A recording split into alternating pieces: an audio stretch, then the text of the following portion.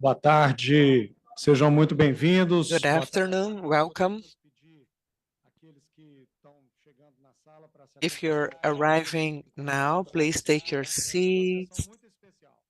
This is a very special session. This session at the Brazil Pavilion has the name of hope.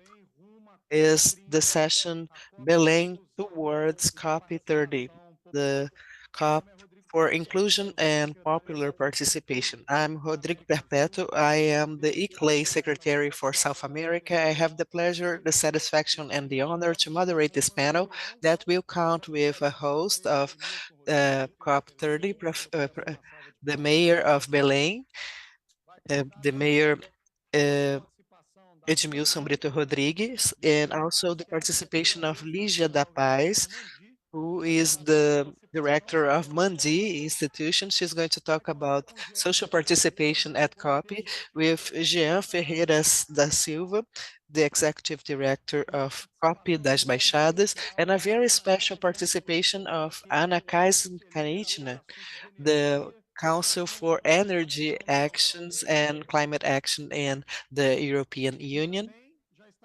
And also coming to join us in this panel, the Minister of the Cities, Jader Filho.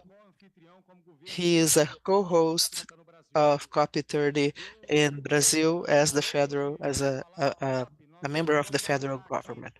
Besides talking about COP, we are going to present the first step of the City Hall of Belém concerning its climate action. Here also the Mayor Edmilson will present the inventory of greenhouse gases to in this roadmap to COP30 with the structure of climate planning for the short, medium, and long run. It's a quick session. We're going to have just 1 hour for that.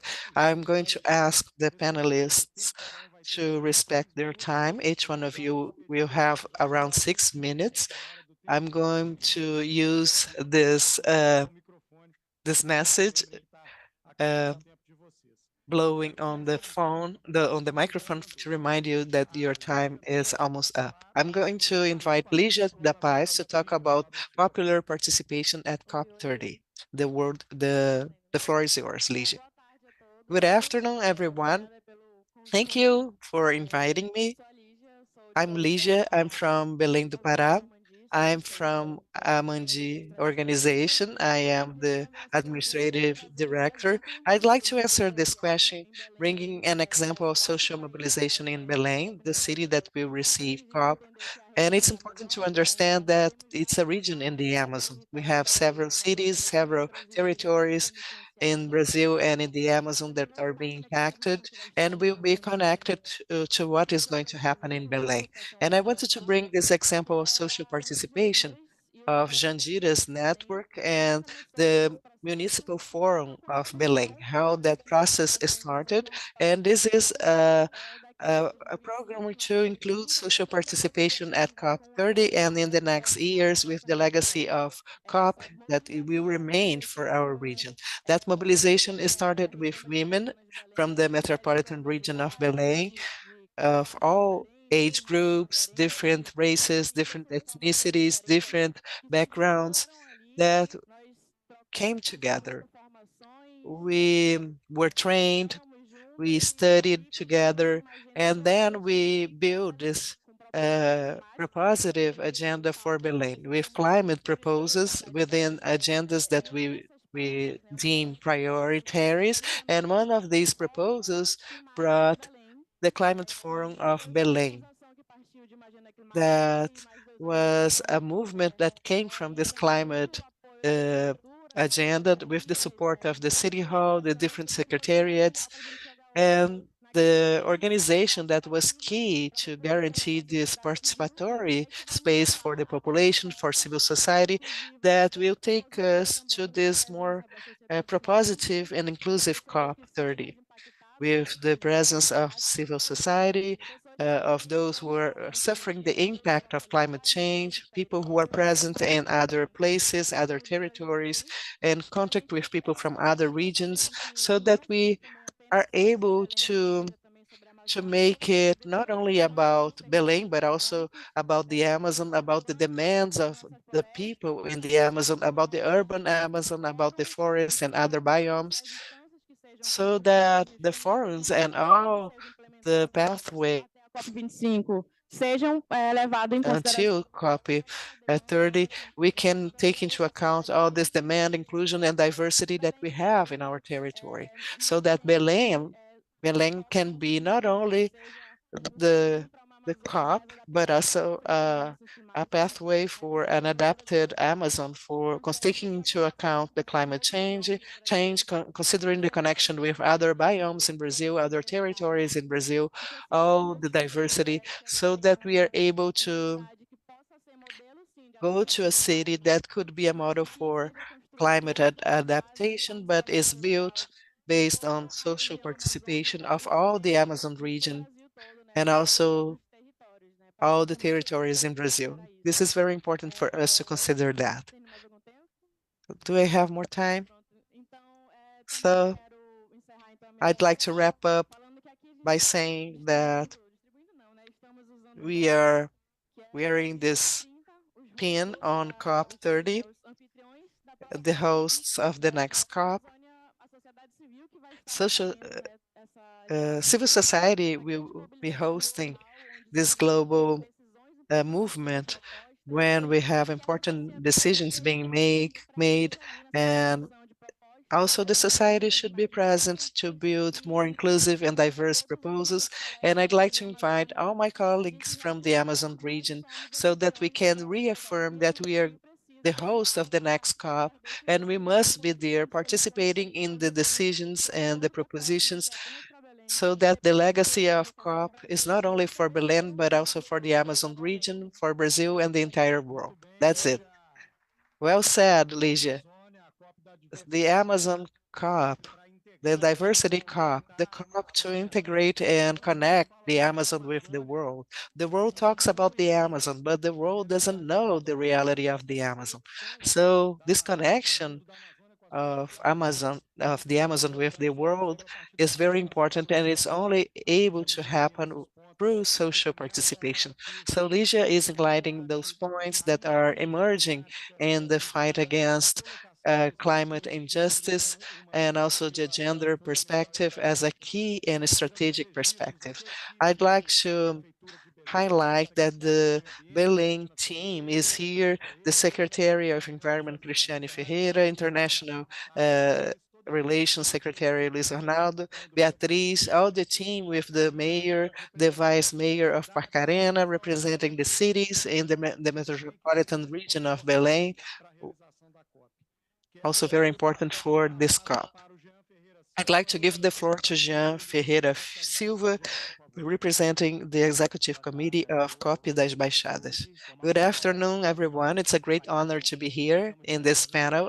My name is Jean Ferreira. I'm from Belém, from Jurunas neighborhood in the basin of Estrada Nova, and I'm part of the Gator Hub, and I am part of some peripheral movements in the Amazon, such as Peripheral Connection and Copy das Baixadas, and I'm here as a citizen who followed up the implementation of the Municipal Forum since its conception, that is led by Jandira's network with the support of civil society, so it could reach the government. And speaking about those movements is very important because they are grassroots movements, and it's in the basis that the actions are implemented. So it should be the opposite. The civil society should always be the first to be consulted and prioritized. So, Mayor and everyone else, I'd like to make this claim, this call, because the civil society is the first to suffer the impacts, but it's the first to be neglected. We shouldn't let aside civil society and traditional peoples, peripheries, and those who have adapted with different adaptive measures concerning sanitation and also improving the microclimate with the reforestation, protecting the forests, and we neglect them when we say, it's cool that you were able to come to this point, but from now on, the government is going to take over, or the academia is going to take over. There's always this gap among us. And I believe that should be bridged. There are many organizations here. I'm part of different movements and I've been following up COPs for several years. And unfortunately, we must be in these places to be relevant, to go back to our territories. This is a reality, not only in Belém, in the youth collectives, in the peripheral collectives. My speech, good afternoon, is a speech to call you, not to exclude us. The honors should not come before this message that we are going to take over. So this was a great advancement in Belém, and we want to show you the success model, having civil society as the basis, and we expect that we are closer and closer in these relations. This opening that the City Hall has given us, that the state government has given us, so that we may include the peripheries in this, in this process of building COP, including different professionals with urgent demands for the Amazon. And I'd like to thank you at the same time because of this journey. So I'd like to thank the Jandiras Network once more, because without them, we wouldn't be here. I'd like to thank Copes das Baixada, who is a coalition movement from the Amazon, very representative with all the organizations taking care about the climate in Belém. And this is the proof that the civil society is not only a protagonist, but also is sustaining and is able to be in spaces uh, both within and outside. So civil society was creating a conference, and the government came later on. So we must study those self-managing grassroots movements, so that the governments and academies can come closer to social technologies that are being created with this vast knowledge that we have from the previous conferences, not only the climate conference, but Caucus and COI coming before the climate conference. And we could have a very different COP, never seen before in 2025. So that's it. Thank you. Well done, Jean. Jean is launching the Citizen COP. The Berlin COP is going to be the Citizen COP.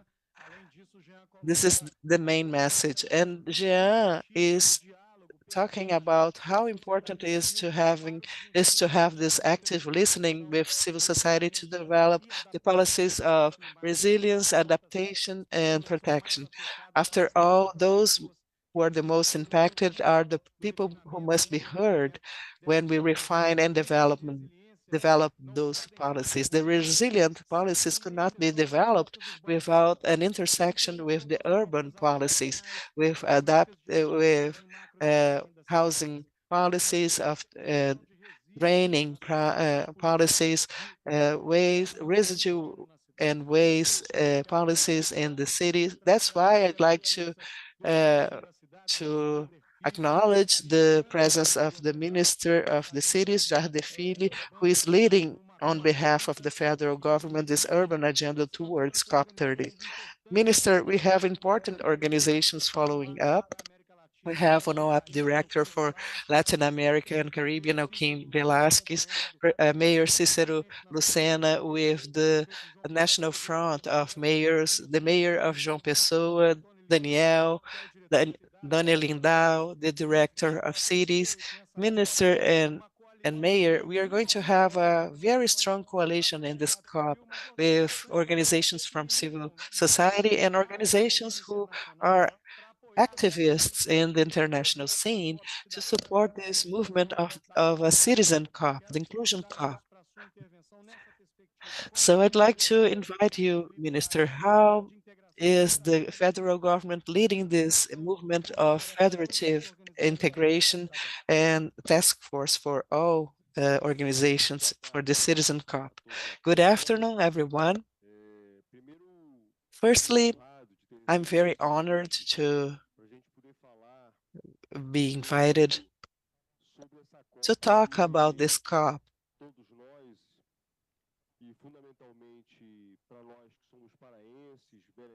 which is very important for us from Belém, from Pará. We are very proud to be chosen as host for this event. Edmilson is a witness I've seen in several interviews and interventions. People questioning us on this core of the global discussion is transferred to where we have the COP host. And I know that many people from Pará, maybe some of you here in this room, that were skeptical when the center of the world is being transferred to a COP. And I believe that many of us are starting to notice that this is really true. We've visited previous COPs, and we are aware of this, of the importance of this event, of the size of this event. Many of us who had never been to a COP, now we have this idea and responsibility. Us as citizens from Belém, we are going to have a very strong responsibility for this event that is going to happen in our city. Recently, I've given an interview, Cícero, and they asked me,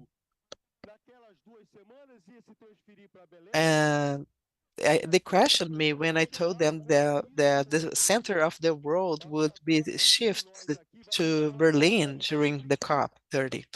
And they asked, how could that happen? And many of us now are able to explain what COP is, what is our responsibility, and what's going to happen in Belém within 2 years. Us from the federal government, we have this commitment, not only specifically with COP, but the core guidance of President Lula is to restart the Federative Pact. And many discussions that we've been having here are about the local discussions. Recently, Brazil has taken over the Minurvi presidency, the forum that brings together the urban development ministers and housing ministers from Latin America and the Caribbean. It was not Brazil who presented this candidacy. This candidacy was presented to Brazil, and Brazil, who had never presided this forum, for the first time took over, and from now on, from the beginning of next year, we take over this responsibility. This responsibility didn't come to Brazil only because people admire our country. No, that's because Brazil is back. This is the right statement. When President Lula takes over in his third term, the message that he is conveying to the international community is that Brazil wants to participate in these discussions. And a continental country, the size and importance of Brazil it's not by chance that Brazil is at the same time is taking over the presidency of G20, the presidency of the BRICS, and Brazil is going to host COP in 2030 in the city of Belém. Us from the federal government, we won't neglect it. And we have a strong commitment, and the mayor knows about that. It's a commitment that I have as a person that was born in Belém, in Pará, is the commitment of President Lula, who has a responsibility with Pará and Belém, and also with the protagonism that we want to have in this climate topic. Brazil doesn't want to escape its responsibility. It's not only a regional responsibility, it's a global responsibility. We have the greatest part of the greatest tropical forest in the world, and it depends on us as Brazilians to signalize to the world what our intention is, what is our commitment and responsibility. But not only in speech, as President Lula has been saying, we have to show numbers, and we are showing numbers, and we reduced in over 40% the deforestation, and we diminished in 40% the deforestation and the harm in the Amazon forest. We are making it happen. It's not only a speech. And we must discuss which infrastructure is needed for Belém to be a host of COP30. And that's why we've been discussing a lot with Mayor Edmilson and Governor Elder that the federal government will be present to provide the infrastructure needs. It's not that we are going to go far. It's not different from what we are going to do at here, but we are going to give it the facet of the Amazon cities. The core topic that's being discussed in all of the COPs since its beginning, we always talk about the Amazon, but when we talk about the Amazon, we talk about a book, about a documentary movie, about an opinion, but it's going to be the first time when the world leaders will be able to discuss and talk about the Amazon from knowing the reality of an Amazon city as Belém do Pará. And once more, the Brazilian government will provide all the support so that we can have an infrastructure that will cater the needs of a COP. But this is a commitment. We won't hide the potentials and problems in the cities of the Amazon. It's not only in the Brazilian Amazon, it's the Colombian Amazon, the Venezuelan Amazon, the Guyana Amazons, the Suriname Amazon. What we want to understand is that the world understands what the Amazon is, not to hide and pretend that we have a different Amazon. This is our role, that we have a discussion and we put the cities at the forefront of the environment. Because if we want to talk about the environment and about solutions for the environment, about preserving the environment, we must talk about people first. And most of the Amazon people, they're living in the cities. And the topic city must be a core topic in the discussions on environment. If in fact we want to discuss the preservation of our wealth. Once more, our commitment, the commitment of Lula's government is that we have a great COP. And it's going to be a turning point, I'm sure, concerning the discussion on what the Amazon is and the solutions for our dear tropical forest. So we have this commitment from President Lula to give support to the state government and the City Hall of Belém so that we can have the infrastructure to well receive our visitors at COP30 in 2025. Thank you, Minister. Thank you for your leadership and your commitment. And you brought a perspective of action-based leadership, which is something that the Lula administration has been doing. And I'd like to say that the presidency of the COP of the United Arab Emirates proposed a proposal called the High Ambition Coalition for Local Climate Action, which means a commitment by the governments of including governments, subnational governments, states and municipalities in this conversation. Brazil was the first Latin American country to sign this agreement, and this led to other leaders signing it as well. 62 had signed it yesterday, and we hope that by the end of the COP, other countries will join and will also include municipalities and state governments. And I think current diplomatic practices involve listening, involve bringing to what people are saying to the international community. And that's what you and ministers and President Lula have been doing. And this dialogue is based on the inputs from Brazilian society. So this is very positive. It's very positive to see Brazil doing that again. So now I'd like to call the Mayor of Belém, Edilson Rodrigues, to give his contribution to this panel. Good afternoon, everyone. There is a reason why the mayor of metropolis in the Amazon is a member of this panel, and it's also not a coincidence that the minister of the cities of a continental country that has more than 80% of its population living in urban centers, being present here. So, of course, our concern is social inclusion and participation of the people. So it's very special for me as the mayor of Belém to be here.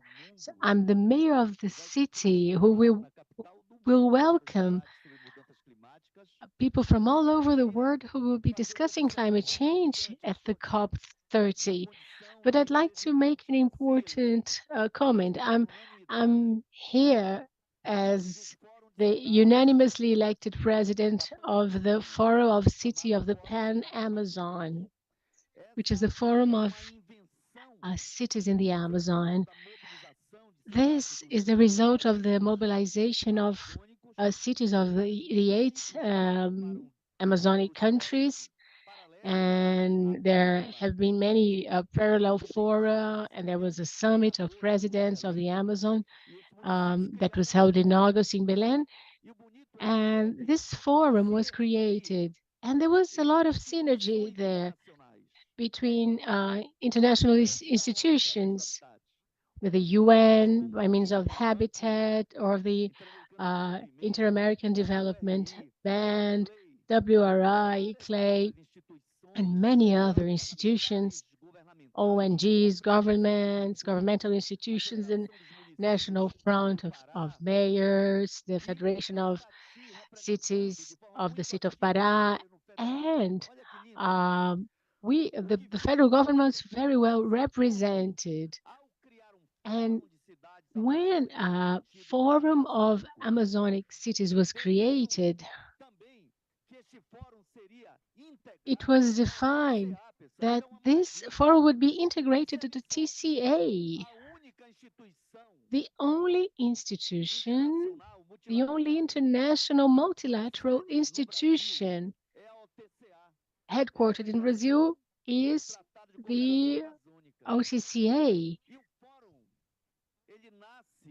And the forum is born integrated to OCCA, which allows municipality the possibility to dialogue with national governments and influence the policies of urban development from a sustainable perspective, of course, complying with or following the 17 Sustainable Development Goals set forth by the Paris Agreement.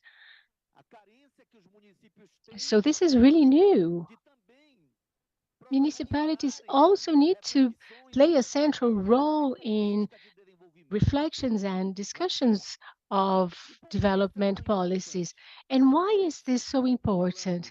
Because if when we talk about the Amazon in internationally, as our Minister Jade Filho said, we're talking about 9 countries if we include France, which has an ultramarine state, which is French Guiana.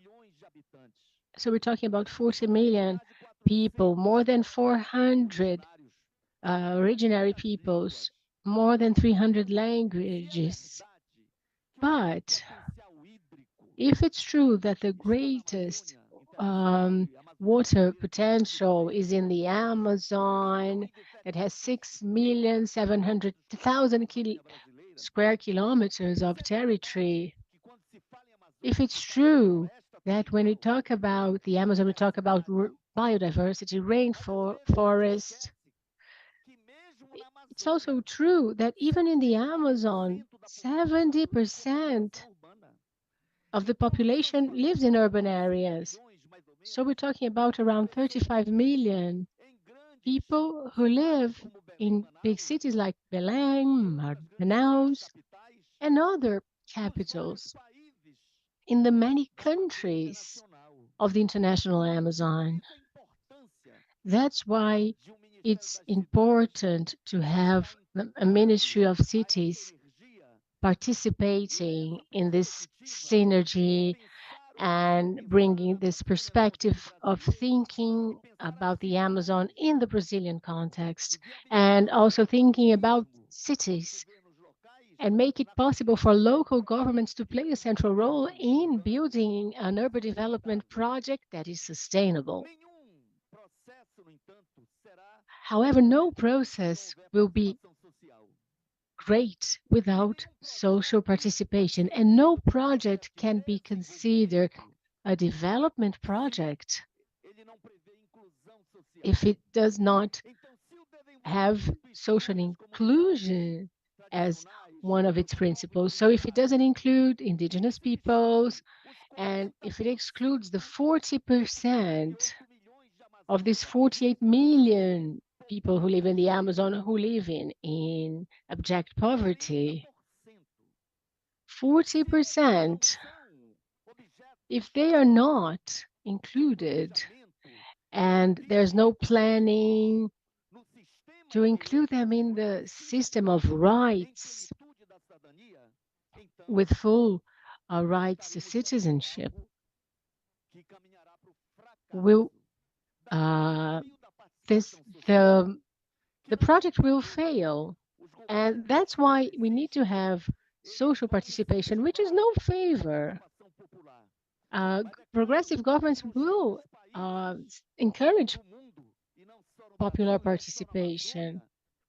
But of course, this, and not only in Brazil and the Amazon, should be a struggle for the right of cities individually and collectively that are able to play a central role in defining their futures, in prioritizing the use of resources based so much as possible in territory planning that can, when it's based in participation, invert priorities because we have social and spatial inequalities that are very, very intense. We have Marcia today at the climate committee, the climate observatory, Observatório do Clima in Brazil. And what he said is, if there is an increase in temperature in a short period of time, many cities will be flooded. Belém is one of them. It will suffer greatly. So who will be the main victims of that? In some rich countries, if you have a catastrophe, in a year you have everything that has been rebuilt. But when you have extreme poverty. It's harder to do that. And the victims of this extremely unequal structure face situations that really harm their dignity. We will not solve all the structural problems of Belém or the Amazon with the COP, but we will be receiving people from all over the world, and we will be a center for reflection about the future. And the Amazon will no longer be an abstraction, which is the case now for many people who talk about the Amazon but have no idea of the concrete, the real Amazon looks like, which is the Amazon of the biodiversity of forests, but also the Amazon of cities, the urban Amazon, the indigenous Amazon, the Amazon of many indigenous peoples. It's the Amazon with its quilombolas, 2 million hectares of quilombola land in its almost 4 million hectares, and not all fully legalized yet. And so we will not be showing you investments of billions in artificial lakes. And you shouldn't expect us to make an effort to spend all the public budget and build a tall building that will be the most modern and the tallest on the planet. No, we're not going to do that. Why? Because we have a river that is as big as a sea. We have a water basins. Belém is a city by the river. It's a riverside city that is the expression of an Amazonic city, and it's also a metropolis that had periods of wealth, which led to great architectural works, but it's a city that is located in the middle of the forest, surrounded by 39 islands where forests are all around with rich biodiversity. And it's urban biodiversity because the metropolis is in the middle of the forest. So having the COP in a city like this one, with all the possible structures, problems will still be a very rich experience. And one thing is certain, there is a positive energy in the three spheres of government to prepare the city to welcome with lots of dignity all visitors, and there's investment in ports and airports, in dragging our port to receive ships who will be used also as hotels, investment from the Brazilian Development Bank that gathered 900 business people from the hospitality sector, 500 million reals offered at low interest rates to modernize the hospitality system of Belém with 9 banks led by the Brazilian Development Bank. This was a political decision made by the Brazilian government. So this will leave a great legacy in infrastructure as well as a cultural legacy in terms of a world view of a vision for sustainable development, which hasn't reached all parts of the Amazon, needs more capillarity. So the presence of people from all over the world will be beneficial to the region. But of course, we still haven't got enough social participation. It's still a challenge, but there are two important movements in that direction. One demands technical knowledge, and I'd like to thank ICLEI. They've accepted the challenge given with financing from the European Union to carry out a study on the production of greenhouse gas emissions. The beginning of this work was carried out with a number of research institutions, federal ones, public, private ones, civil society movements, and the results are very positive. This signals towards a municipal plan focused on climate change, a plan that is alive, because a lot of laws, a lot of plans are just pieces of paper that look like legislations, that look like plans, but that are not taken seriously because the population generally doesn't get to participate in the creation of these laws. Just to conclude, Grupo Jandiras has made a proposal based on the experience of the Baixadas COP, which was the creation of the Municipal Forum for Climate Change. At that point, the Environment Secretary for Belém told me that this had been approved by the Environment Secretariat, and it was approved bureaucratically, in my opinion. So I personally took hold of this proposal. I believe that the public power has to have a sufficient role, but cannot go beyond the civil society. And what I can say is that public and private universities, research institutions, NGOs, indigenous communities, women's communities are all participating. There are more than 100 representatives in the Climate Change Forum. And based on this inventory, based on this research, we will then be able to send a beautiful program to our local assembly so that we can now articulate a plan that included everyone to think about ecologic balance, social justice, and participative democracy as elements that are essential for the development. I do apologize if I was too long, but I am certainly sure that I was long. But thank you for the opportunity. Thank you, Edmilson. I'd like to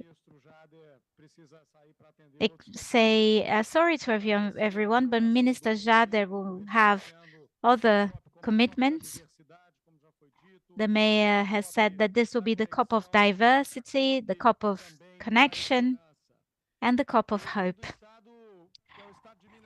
I come from the state of Minas Gerais, which is the only state in the federation which has a profession as its designation. So those who are born in Minas Gerais are mineiro, which means a mining person, literally. And we are here to help as workers, and that's what we did along with the European Union, developing an inventory of greenhouse gas emissions in Belém. We worked along your team, along the civil society, and indeed, the results are very interesting. We have 57% of greenhouse gas emissions coming from the transport sector, transport and mobility. Other 22% comes from waste. So 80% of emissions are concentrated in essentially urban areas. If we look at the estimation systems for emissions in other cities in Brazil, the Amazon cities have a very different type of emission. Usually the use of soil is the main responsible entity for emissions in the Amazon, but Belém aligns with other large metropolis, large cities in Brazil. I would like to invite Anna Kaiser, who is the Council for Energy and Climate Action from the European Union, who is our partner in the development of the inventory. Please, you have the floor, Ana Clara.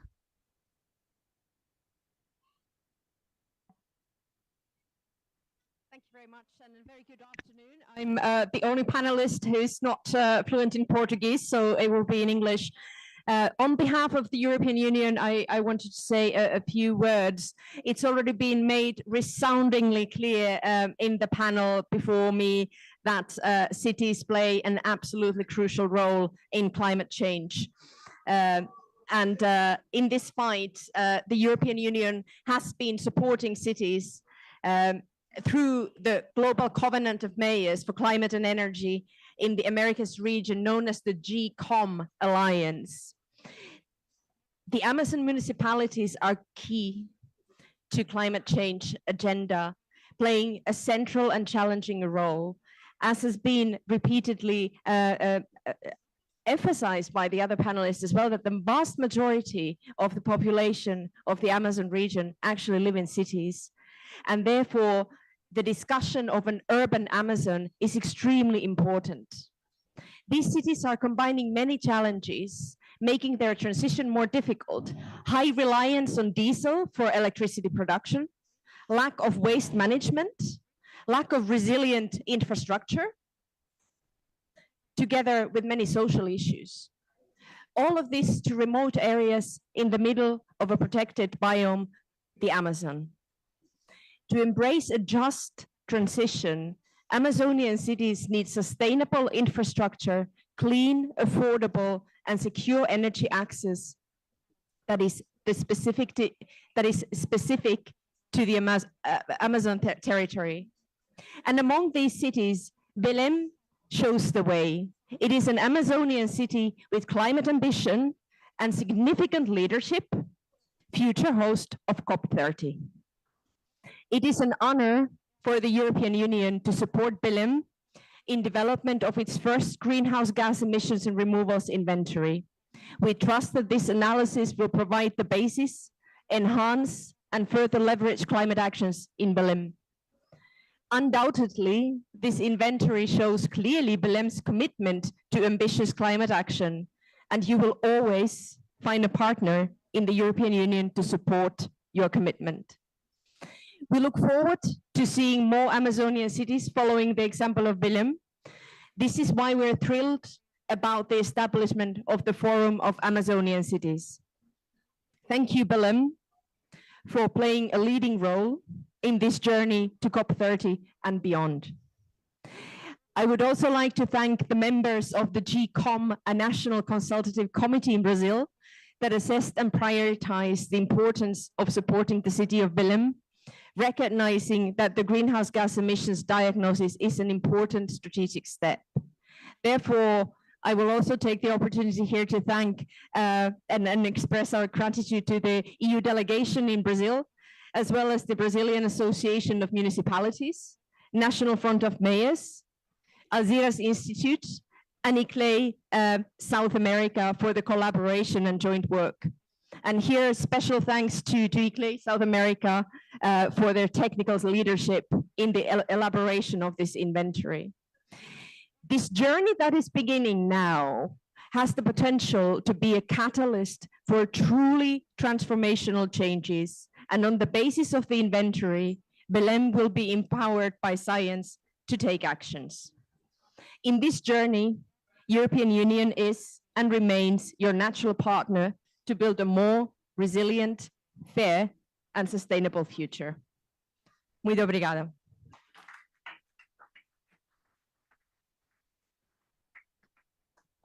Thank you very much, Ana Casa. Muito obrigado, Ana Casa. O apoio. Thank you, Ana Kaiser, for the partnership and support that the European Union has been giving us. This has been a differential in climate action, particularly in the Global South and Latin America, where we have the largest concentration of municipalities which are signatories of the climate agreement.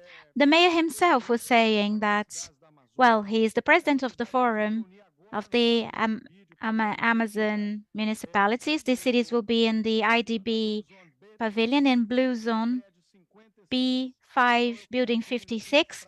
So I would like to apologize and say that I need to finish the session. Thank you all for being here. We are very inspired. Edmilson, I want to be with you, supporting you, building along with the cities a citizen copy, a copy of hope. So thank you all, and success to you all in the Brazilian COP.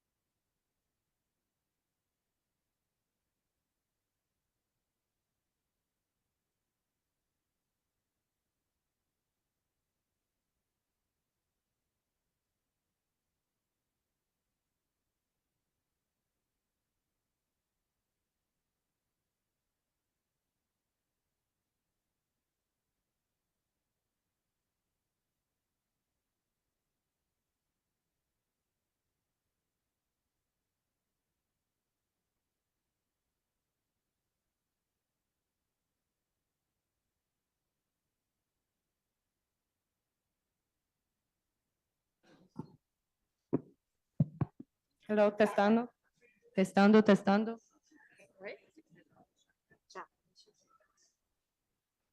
Olá, boa tarde a todos e todas. Prazer estar aqui com vocês hoje. Hello, good afternoon to you all. It's a pleasure to be here on this sunny Saturday afternoon.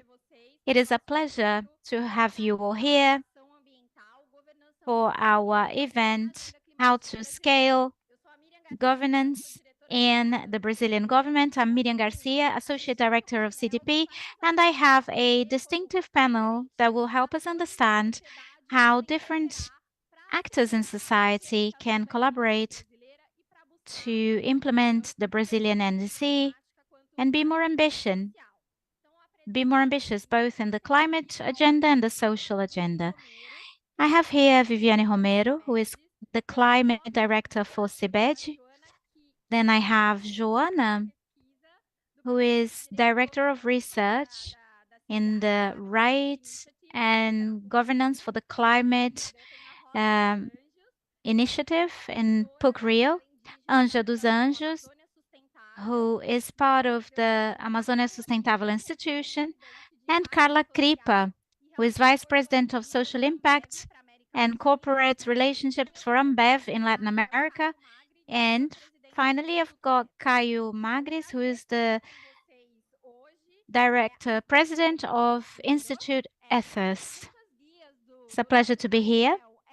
And the main questions of our panel is to think of scale, because when we talk about multi-level governance and climate action, time is against us. So it is very important for us to think about the scale of projects and how we can think of the cooperation between public and private sectors, so civil society participation, and how to strengthen public policies. I'd like to present some data from CDP. CDP is an organization that owns a voluntary report platform, both for the subnational level governments and companies. And in the past few years, we've been trying to understand these data. Companies in more than 130 countries report, and we are trying to understand how they see multi-level governance to try to have a picture on how companies are acting in terms of jurisdictional approach, landscape approach. And with this data, we have found some interesting trends. Companies like to work on the landscape scale or the landscape around them to try and address the biodiversity loss connecting with climate. Yeah, I was speaking very loudly. I apologize. And then because of deforestation. So this last study also showed that multi-level government, for it to work at the level of landscape and with a subnational government, still requires mechanisms such as a secretariat, monitoring, data, understand what the role of that secretariat is, and whether they are led by a community, by the federal government, and how we can reach agreements in terms of joint collective goals that need to be reached. And finally, of course, there are lots of challenges. We always talk about working with other stakeholders, but that's not always easy. And that's why we have the panel here to help us answer these questions and understand a bit better what multi-level governance is and how we can have scale gains. So Viviane, I'll start with you. Can you introduce yourself and talk a little bit about it? Good afternoon, everyone. Good morning for those who are in Brazil. Waking up on a calm Saturday morning, very different from what we're living through here right now. My name is Viviane Romero, and I am a Director of Climate, Energy, and Finance for the Brazilian Company Council for Sustainable Development, connected to the World Business Council. We have more than 115 associated companies in Brazil in different sectors. companies that are associated and companies that are partners, in companies that represent about 50% of the GDP. And I bring these data to give you an idea of dimension and the representativeness of these companies and how important this is. So we aim to collaborate with companies, governments, and civil society so as to support the federal government. We're now reviewing climate governance. Historically, we see that the executive power had a centralization of decisions. The decision making was very centralized there. And in the past few years, legislature or the legislative branch has been a lot more involved, which is an evolution of governance in a way. And recently, even the judiciary branch has been working with climate litigation, and this is something that has reached Brazil. We have been working on litigation prevention so as to support companies, to foster them to have more credibility, transparency, so as to avoid litigation and qualify them to comply with bills such as those connected to human rights, environment, so that companies are aware and have robust strategies to commit, not just with the ambition, but also with the implementation of decarbonization goals. We've just gone through the review of the NDC, which is a nationally determined plan. So we go back to levels of ambition of the first INDC, which was presented during the Paris Agreement. And there is an important moment of this movement in terms of governance. COP28 has questioned how countries can present their new NDCs forecasted for 2025 during the COP30 that will happen in Brazil. So from now until COP30, we have a special moment to strengthen the Brazilian NDC. And in order to do this, we have been strengthening multi-level governance, strengthening subnational governments, bringing a jurisdictional view, which is important for several agendas. We've been bringing themes such as diversities, minorities, which are subjects that used to be very invisible in previous COPs. On the one hand, I am very happy to see the evolution. There is a much more broader public. I am from the countryside of Brazil, from a family of livestock farmers. And now people ask me, oh, you're going to COP? Of course, there is a much larger public awareness, a bit delayed, but well. And of course, the extreme weather events in Brazil have also been increasing public perception. I believe that we have so much data that could have prevented and created plans of adaptation and mitigation. But anyway, I believe that the private sector has a very important role between Dubai and Belém and beyond.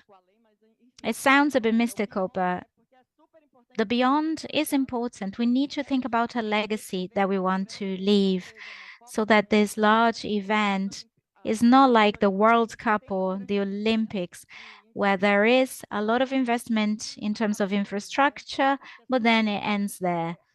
I believe that in terms of access to resources, the private sector, along with the government, have to leverage hybrid investments so that we can gain in scales. I've been talking about a tripod for the climate agenda. How can we increase ambition? Companies need ambitious goals that are based on science. And the second step that is also essential is to implement the goal. Because if we have a partially implemented goal, it is not as ambitious as it should be. So it's important to have an ambition, but then we need to have investments, technology transfer to make all of that feasible. And in third place, we need to increase transparency to guarantee the integrity of projects. At the moment, we are working with a movement that was evident during the COP27, which is the anti-greenwashing movement. And there is a much higher demand for an empowerment of the climate agenda. I always try to connect that to climate governance because we need to follow up how dynamic the agenda is. Of course, we have political controls of deforestation, for instance, but we need private sector instruments to deal with the scope of the trading, right? One needs the other so that we can actually fight against deforestation. So beyond the political instrument and the market instrument, we need a behavior element.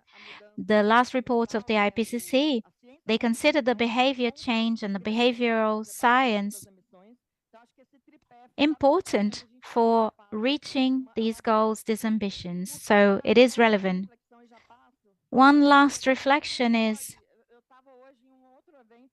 I was in a different event today about the Congress, and they were talking about how this agenda can be strengthened.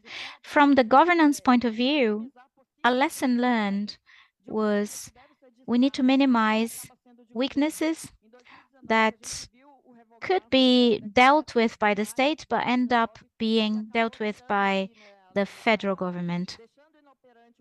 We saw an example of that with the climate committee that remained inoperational, and that this year it's been made operational again. So how can we guarantee that these things don't happen? It is fundamental that we learn with this and offer a long-term vision for the government so that these political instruments are always linked. The climate policy has gained evidence, but the political instrument is one thing. It needs to be articulated with others so that we can have a view of the whole. So I will just pass on the floor. There is a very interesting discussion to be had, and I'm here available for any questions that might come up. Thank you. That was a great presentation with some important points. And perhaps some of these things will help us think about this multi-level governance, a long-term vision, for example, that needs to be based on science, but also on a vision of hope so that people want to get there. So behavioral science is also important for that, so that we can picture ourselves in a social welfare state, progress, etc. I'd like to offer the floor to Joanna now to bring the vision or the perspective of science, research, and how multi-level governance can work in such a large country like Brazil. Thank you. First, I'd like to greet everyone who's here, my colleagues, all the panelists, and thank you for being here to listen to us in all these events that happen at a COP. My name is Joana Chiabra. I am a research director of Policy and Climate Initiative based at PUC Rio, which is a university in Rio. And we carry out evidence-based research and also initiatives to finance climate action. To talk about multi-level governance, I'd like to talk about the evolution of climate policy in the past 20 years. When we think about this evolution, we went from a phase, and I believe that in 92, with the adoption of this framework and the climate convention, also talking about the Kyoto Protocol, But we went through a phase that we imagined that we would have multilateral agreements resolving the climate issue. And this lasted up until the Copenhagen COP, until we were able to understand that decisions made in the national level and decisions made at the subnational level are the ones influencing much more than those that are made at the international level. This is still very centralized in the Paris Agreement, a policy that is built bottom up and not top down. This is a great conquest, so to say. I believe that since Glasgow mainly, our role has grown. The private sector, financial institutions, and others are also more participative in climate policy. And this role that often comes from the self-regulation of the private sector and the financial sector through instruments such as the QCRV and others, such as the net zero commitments. All of these was integrated to the climate policy and multi-level governance. And nowadays, we don't or we can't imagine climate policy without incorporating all these players, governments at the national and subnational level, private sector, the financial institutions, and civil society. I think that it is part of this understanding to consider that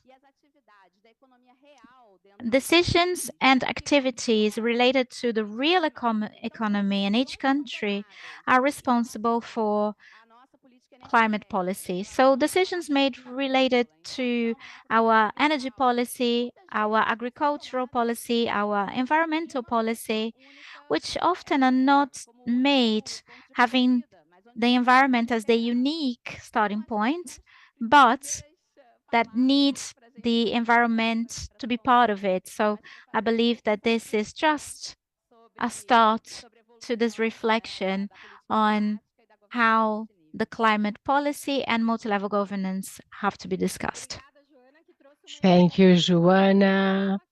This was an excellent contribution to a topic that is really hot at the moment. It's the expansion of more than 90,000 people here. And there was an interview with the General Secretary of the UN to Bloomberg discussing just that, because a lot has always been expected from the COP, but the role of COP is being the guardian of multilateralism. So there was the Paris Agreement in 2021, the adoption of the rule book of the Paris Agreement. And we've known from the beginning that when this happens in a real economy, you have players who come to the COP and ask, is the COP the only forum to solve these problems? And we know it's not. So now I'll hand over to Rosa, who is going to talk about other territories that can help us uh, go about dealing with this crisis. Thank you. Good afternoon, everyone. Um, what can I say after all these contributions about people who are so knowledgeable about climate? And in our state, well, we have one of the worst climates we've ever had. We are facing a drought that is unprecedented. And so who should we blame? We have no one to blame. Actually, we are working and looking for alternatives for people who are there.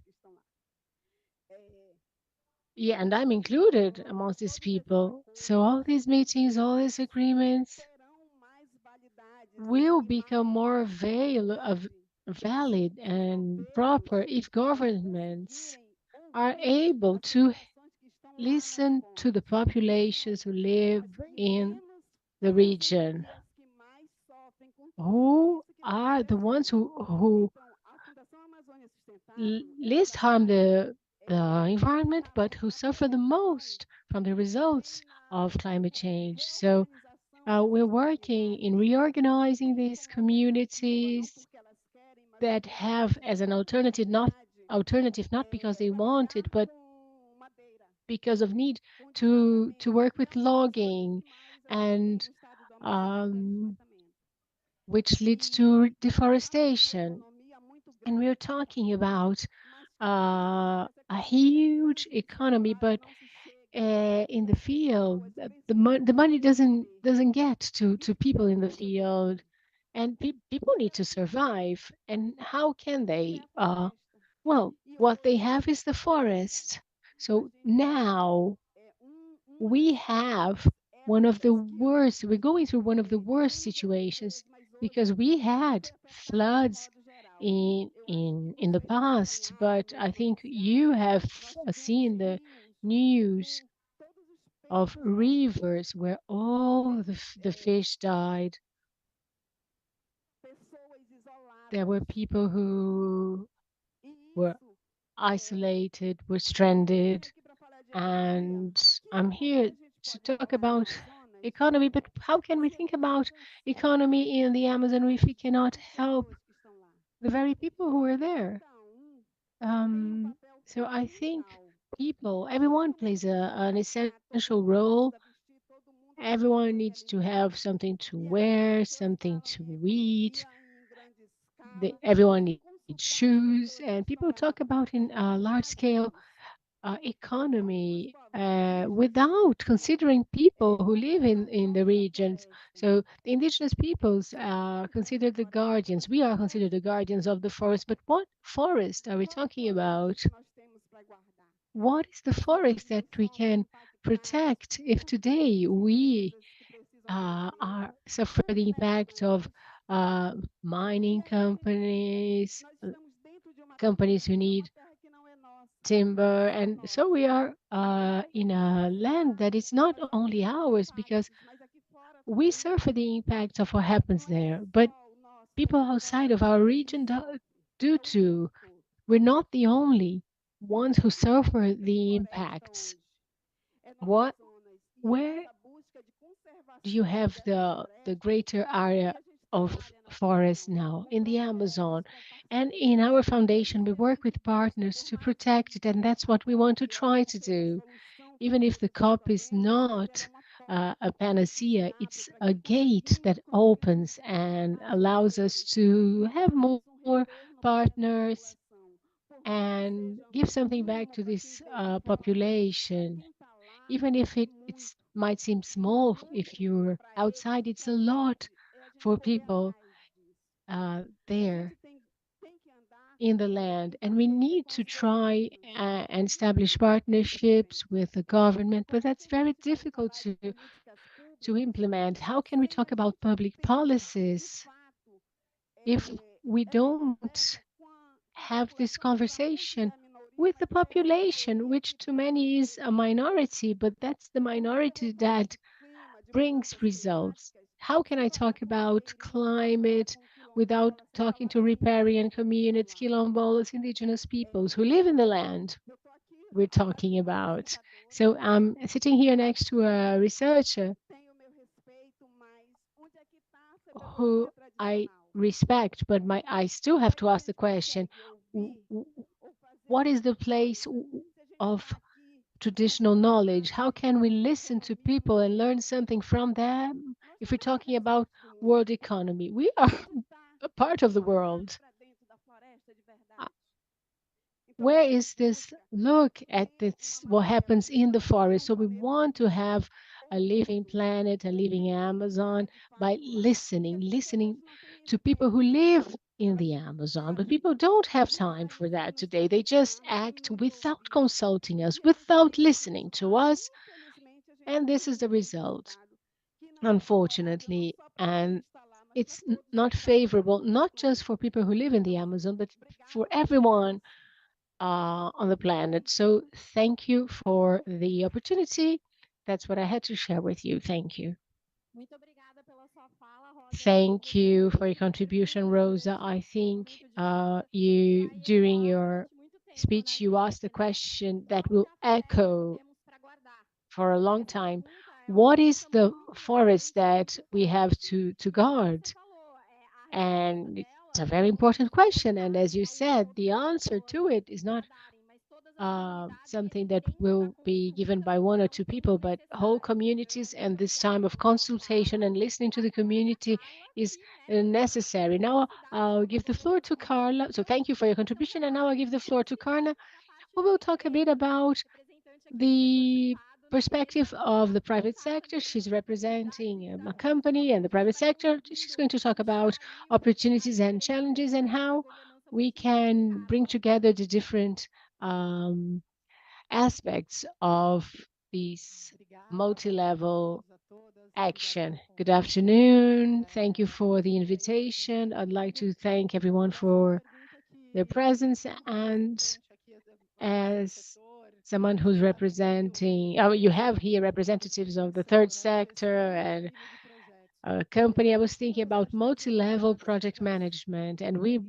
really fond of bringing new stuff, innovative projects, things that people are not familiar with. But when I think about multi-level project, you know that African proverb, if you want to go far, go on your own. If you want to go quick, go on your own. If you want to go far, find company. And I brought two projects to my reasoning, and I think this brings consistency and it shows that this is something that takes time. The first project is basins and forests that started in 2010. And talking about Ambev makes beverages. So any drink, any beverage we can think of, beer is a great important part of our portfolio, but also soft drinks, tea, isotonic drinks. More than 90% of the composition of these products is water. So we are very familiar with water and we take good care of water and have done so for a while. So when I think about Brazil and the Amazon is maybe the biggest reservoir of fresh water in the world, we can see that when there is water scarcity and a water crisis, we see clearly that things are not going well. São Paulo faced a severe water crisis in 2014, and people realized that they had to take care of the water. Also, in the Water World Forum in 2017 or 18, I'm not sure now, we also discussed that and realized that we were not taking good care of water. So the Basin Project is an example of multi-level management that involves different stakeholders in different spheres. What's the role of Ambev in that as someone from the private sector? The role of kickstarting the project and being one of its funders. We have partners, two partners, WWF and TNC, and how does this happen in practice, the Basin Project? Well, by listening. You were talking about listening. It's no use having an NGO or a company going to your land and trying to do something without knowing the real situation. So the first step is diagnosis. There are 7 steps to it. So the question is, what's the problem of that spring? We talk about preserving the spring of the water basin, and we'll basically be talking about recovering those areas. So yes, planting trees is a part of it, but it's much more than that. It's fencing areas of environmental protection. You need to have a legal framework, and you have to involve the city hall and the water basin committee, of which we are a member. So how can you have a framework that will allow for sustainable management? And of course, we have the managing unit of the project, and that involves planting trees as well.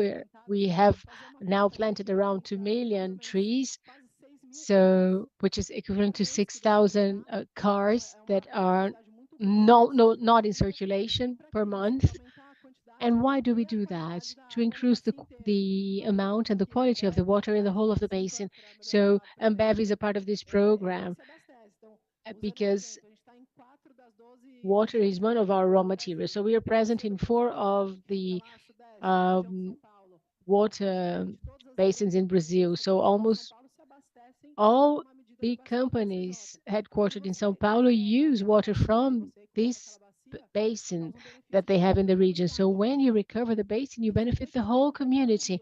And this is done with technology, which is where innovation plays an important role. So we have an accelerator with many partners. PPA is one of them, partners for the Amazon, to be able to come up with technological solutions. And now we've just implemented one solution that with AI drones, the quality of the water of that basin to see if it's improving or not. So I think the Basin and Forest program exemplifies that. And what we can ensure, and that's our target as a company, to improve the quality and amount of water of all the areas of water stress in Brazil by 2025. We've reached 78% of our target. And a second example that I wanted to bring up is the Guaraná de Maués Alliance. The region of Maués is right in the middle of the state of the Amazon, of difficult access. It took me 20 hours sailing, and of course, two flights before that. So it's difficult to reach. And that's where we have the the beginning of the chain that leads to our famous soft drink Guaraná, which we're very proud of. And it's a very sustainable chain that involves indigenous communities, the Sateranawe people, but especially micro farmers that produce Guaraná. And I jotted down all the names here of all the players involved.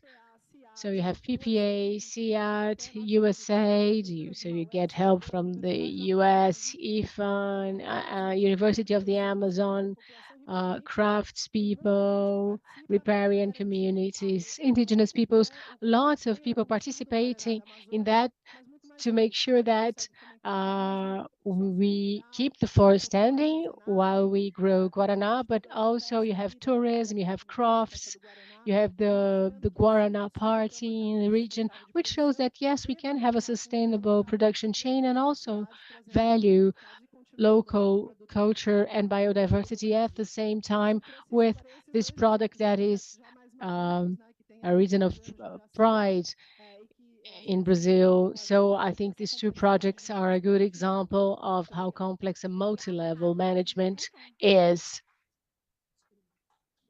Thank you, Carla. I hope you can hear me well. So Carla brought something very challenging. So because we talk about giving scale and accelerating, but we forget to think of it over time. So she brought two projects that have been implemented and are still in the portfolio of the company. And I really liked that you use the word consistency, which shows a different aspect of the multi-level management, because sometimes it's very difficult to put everyone together and agree about what needs to be done. So you spend all of your energy just in organizing, and implementation doesn't really happen. So I think it's very significant to consider these two projects when we think about multi-level management. So now I'll hand over to Caio. What are the challenges, opportunities you see for multi-level governance? Thank you, Media. Good afternoon, everyone. Well, good morning for those in Brazil. My watch is still in Brazil time. I would like to start with a reflection about something that happened this morning, because I think it has an impact on this topic we're discussing here, which was the meeting with President Lula, Minister Marina, and representatives of the civil society, indigenous peoples, native peoples, quilombolas, and what they discuss there has everything to do with what we're discussing here, especially because more than once and many times President Lula said and repeated and insisted that we need to create climate governance in Brazil with social movements, civil society, the private sector, with with the university as well. So I think in the last 4 years, that the tragedy that the Bolsonaro administration was, the fact that the movement, the backwards movement, and more than that, the fact that it made it impossible to have a dialogue between the parties involved in concrete actions and solutions. So I start by saying that for us to be able to have a multi-sector articulation, elective actions, we need to create spaces for dialogue. I think it's brilliant what you brought up. So is there dialogue with the communities? Do we know what their needs are? Even though we can say, no, this is not the, even if they say, no, this is not the best way to go about it, we need to hear that. So this is something that we are not doing yet. This is one thing I had to say. The second thing is that there are instruments that are being uh, built. We have the Climate Change Council that is being implemented, the Inter-Ministry Committee. We now are reactivating the Climate Change Brazilian Forum. And also, in the past, we were supposed to to have the COP in Brazil in 2019. Between October 2018, you remember what happened there, and December 2018, the elected president canceled COP. So it was held in Spain. So what this led to, what was the positive reaction from society and state and municipal governments, companies, universities, when the COP was canceled in Brazil? They realized that they had to create a space that would be a benchmark in multi-sector dialogue.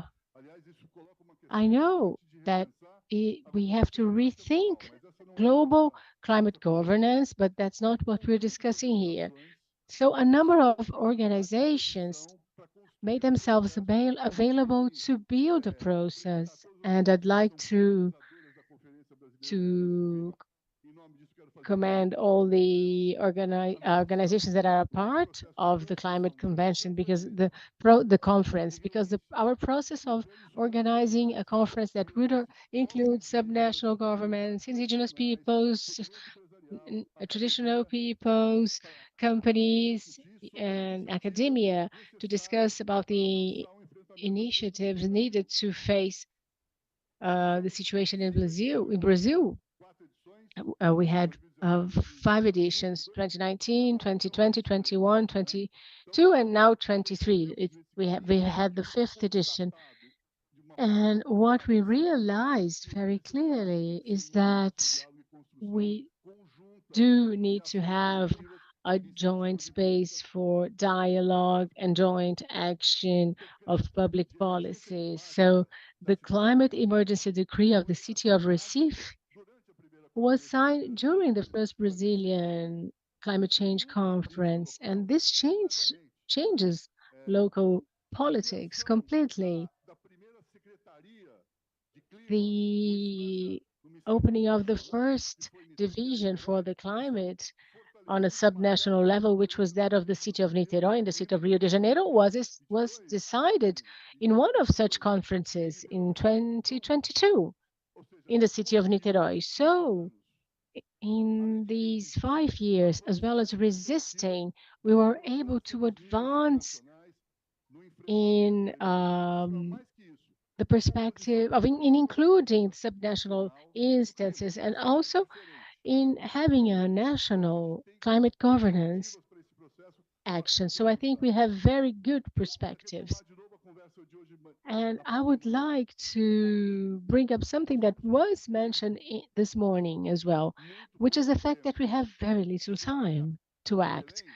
Be, uh, Between COP28 and COP30, it's very little time. It's going to happen. It's around the corner. So it's just 2 years. If we don't make good use of this time to create a new climate governance in Brazil, one that includes all these players, I think that that's what President Lula meant, I think, when he made this invitation. And we have to say, yes, we want to find this space, this opportunity to develop collective actions and establish alliances, multi-sectoral alliances, and we have very little time. It's very important to be aware of that. And thinking about the COP, this is the 28th edition, and some COPs were very important from the point of view of climate governance. 2015 in Copenhagen, we realized that we had to have targets. It was initially something very feeble, but not um, to the level of the needs. But then we moved down, and ethos, which is a private sector institution, believes in inducing changes in behavior and in the position of companies in facing inequality, human rights problems, climate change, governance integrity in Brazil. And I think we're coming to a situation, a moment where voluntary adhesion, even though we also defend self-regulation, it requires some regulation. Auto-regulation needs to be regulated. We can no longer just have clear accountability of some segments and sectors of the economy, of when we have situations of lack of infrastructure, severely underdeveloped areas. When we are not changing that, we won't be able to create adaptation plans, come up with efficient plans to face the impacts we're already facing with climate change if this basic works and this basic infrastructure is not present. So can you develop an adaptation policy in a city that is only 60% covered by sewage treatment networks and access to drinking water? Can you do that? Or when you have people who live in very vulnerable areas, in insecure houses, how can you intervene in these spaces if the infrastructure is not present? So it's a lot to do at the same time. And I believe, and I think this is how we're going to be able to make it. I believe that we should have a big dialogue table, and I think these commitments should be of command and control, or should at least give us the possibility to demand that they are complied with, because international demand is the same. We are now in the land of oil here, and there is an urgent need to discuss the energy basis of fossil fuels. But if there's no planetary imposition, no global decision of global governance, we're not moving in that direction.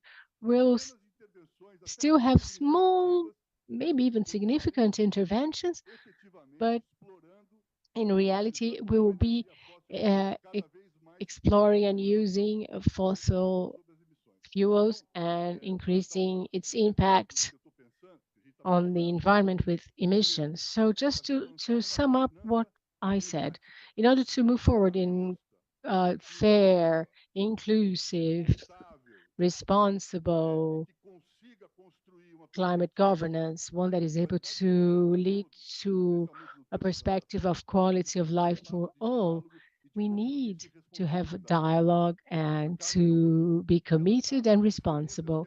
Carla has just described the Ambev experiences, and Ambev's responsibility is essential to make it happen. But on the other hand, this is Ambev's most important product, water, not the liquid they bottle, but water.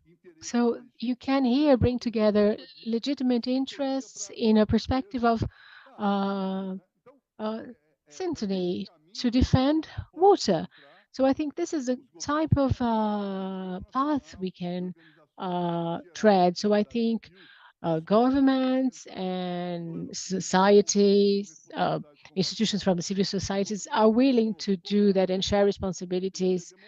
And of course, people have to be made accountable and they have to make a real difference, in this case, in facing the climate crisis in Brazil. Thank you very much, Caio. You illustrated the point very well. You connected self-regulation to regulation and also emphasize being committed to implementing regulations. Laws, rules are not there just for nothing. They need to be enforced. So I jotted down some things you mentioned that connect to what we think for multi-level governance. Viviane mentioned the long-term view. Joanna mentioned the multiple actors involved. This was something that was accomplished. And Rosa mentioned the importance of having people living in the lands, giving their opinion. And Carla mentioned the question of consistency of projects. And Kaya reminded us that the channel for dialogue has to be created. It doesn't appear in a vacuum. And once it's there, it needs to be nurtured. And that's it's on this note that I'm open the session for questions and answers. If you have brief comments, feel free to speak. If you need the microphone, please raise your hand. Any questions? Any comments?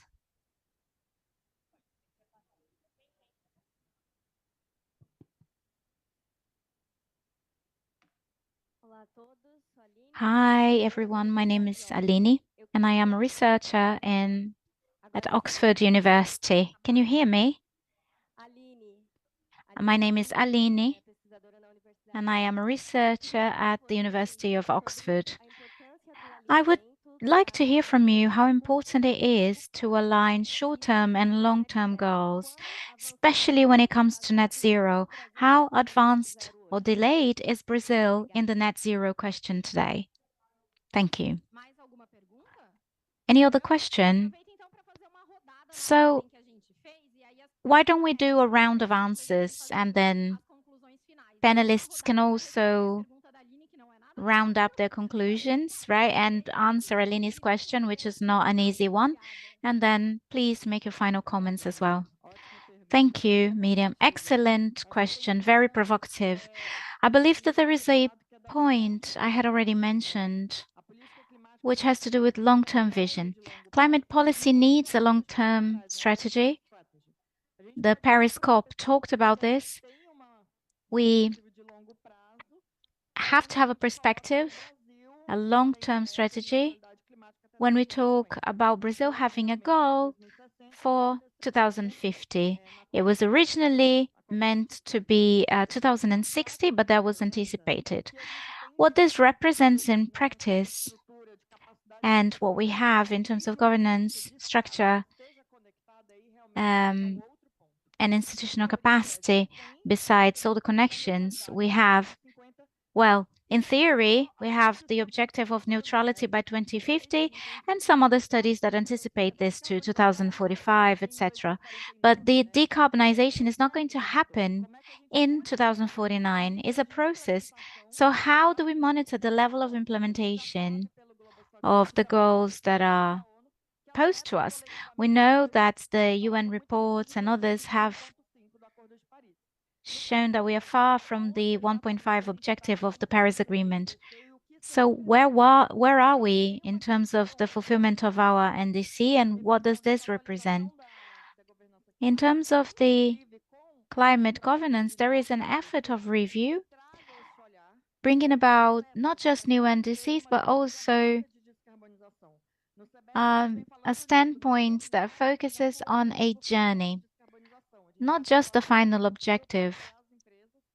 Our platform aims at helping companies in some of these fronts. And the difficulty is connecting the dots, having a cross-sectional vision.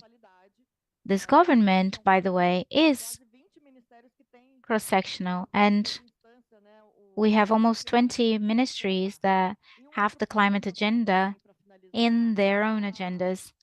So just to finalize, there is a lens that used to be focused only on environment at the Ministry for Environment and Ministry for Exterior Relations or Foreign Affairs. But now this permeates all of the ministries, and the challenge has become this cross-sectionality. What is the central figure? Where do we want to get to? Of course, we need to think about the urgency, but connect that to the long-term strategy. That's it. Thank you.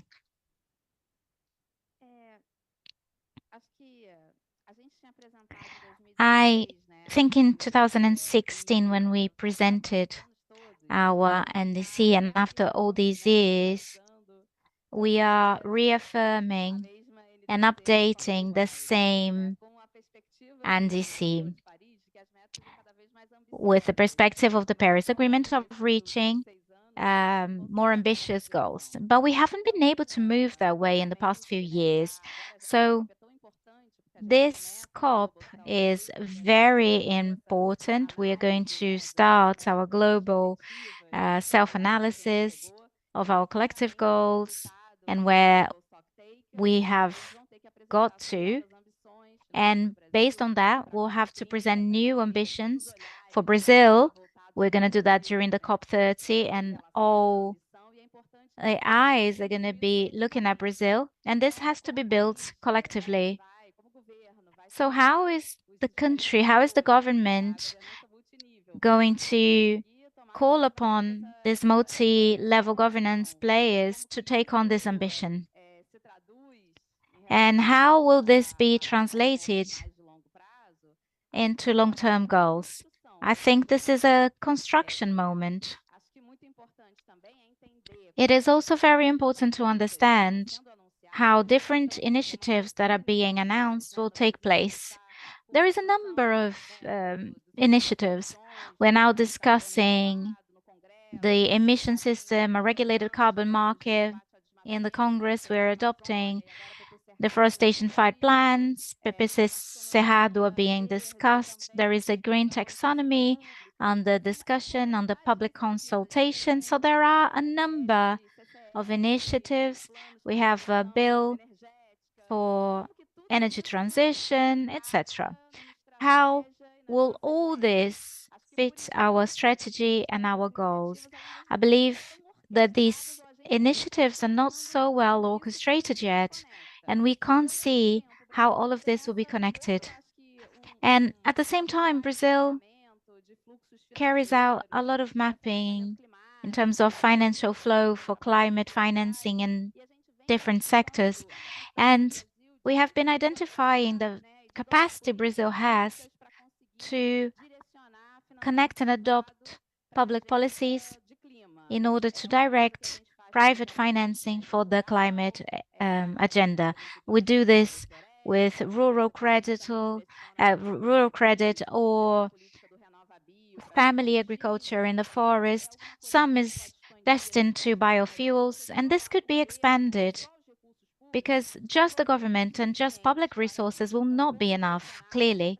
So how can we direct, how can we mobilize these direct resources, bringing different players through a public consultation? Of course, research has to be attentive. And a few days before coming to Dubai, I was in the Amazon I was traveling in the Rio Negro, and Val took us to see several communities, to talk to them. So I would recommend for everyone to have that experience. I think it is important, and I will offer the floor. Yes, science and traditional knowledge, that's how we go ahead. Well, everyone, I think for a very long time, we have been reassessing and readjusting our goals because we haven't reached a consensus of what could add to it. And I think this is the moment to rebuild or restart. I see that we have some important players, and each one of us is part of this. Each one of us has a lot to contribute. And instead of that, we always say we have a government that will do that, but we are the government. So if we don't bring this responsibility to us as well, and if we don't put pressure for this to happen, we'll just resist because this is what we do. We just resist. So we're going to fight, and this is an invitation I want to make to all of you. Let's go together. The goals will get to us. I will echo what was said. I also think in terms of long and short term, a government alone can't do anything. If the companies are not in, if agribusiness are not in, if consumers are not in, and choose products that generate less emissions, it won't go ahead. So you need to have the correct incentives. And of course, this is part of what the government has to do, because if it is cheaper to use a different type of fuel, then people will migrate. So there should be incentives. But there is also the awareness issue. And I'll give you an example from Ambev. We, for a long time, said to consumers, return your bottles, it's better for the planet. I remember that my family used to keep glass bottles, and we tried to bring that back, and it didn't happen. The portfolio increases now because there is an incentive. So if someone asks for a glass bottle, you will pay less.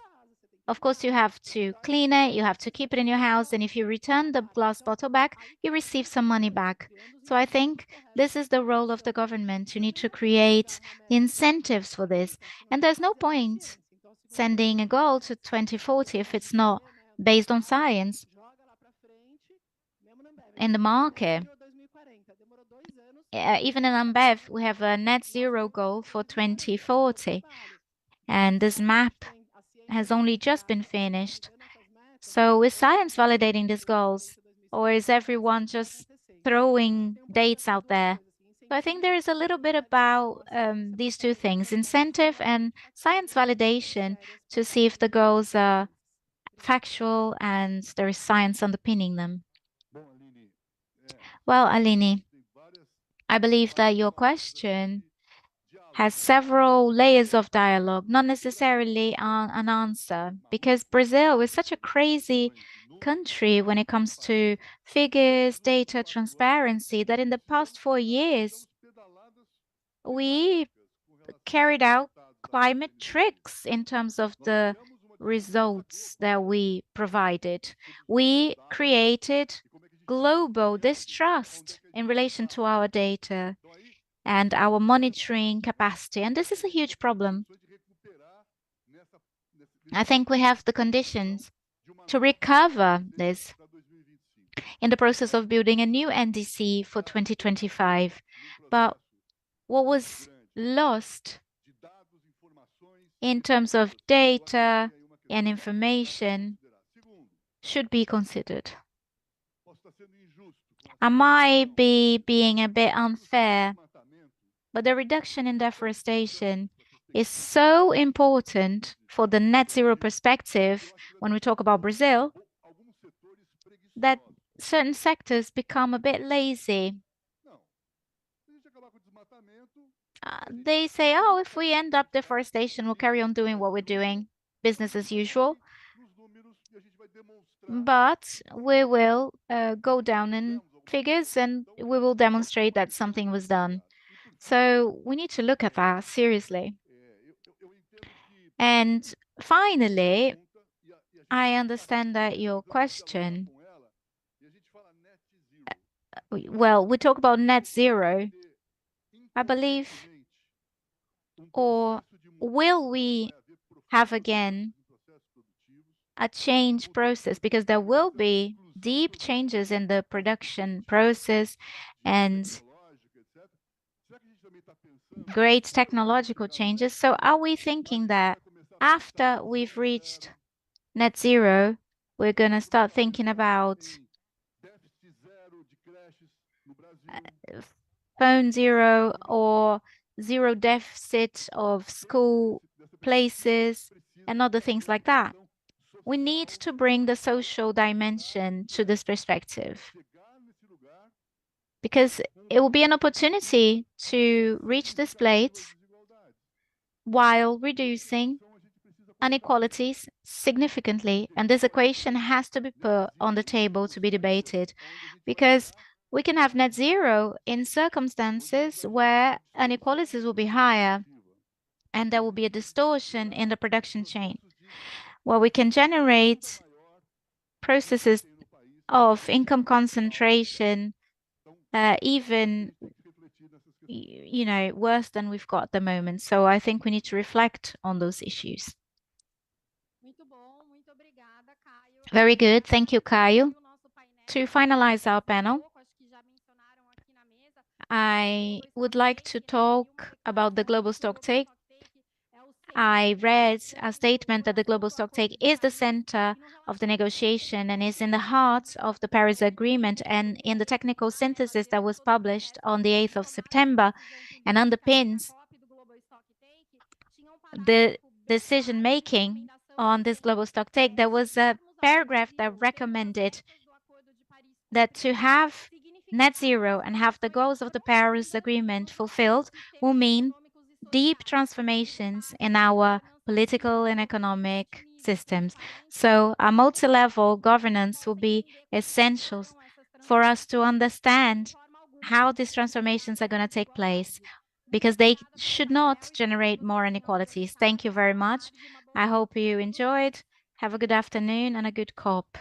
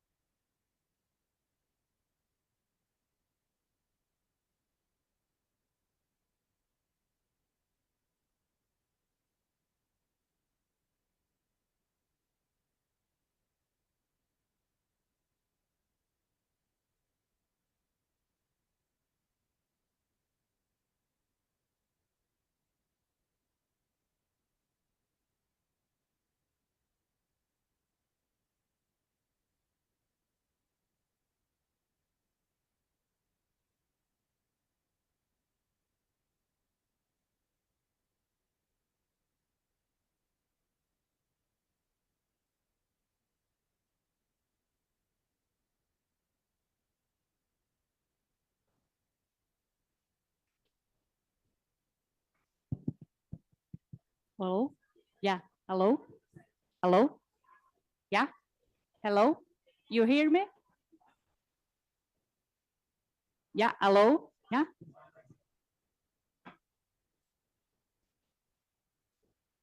Hello? Hello? Hello? Hello? What? That's it.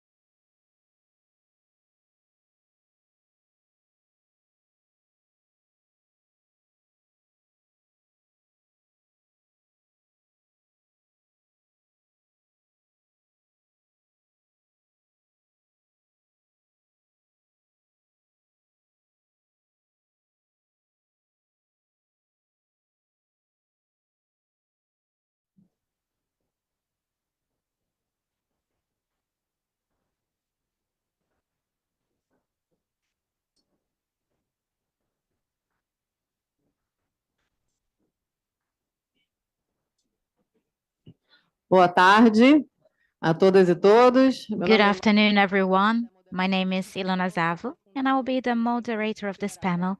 I am the co-founder president of Igarapé Institute, which is a research center in Brazil with global action, strengthening public policies from the perspective of the digital and climate areas.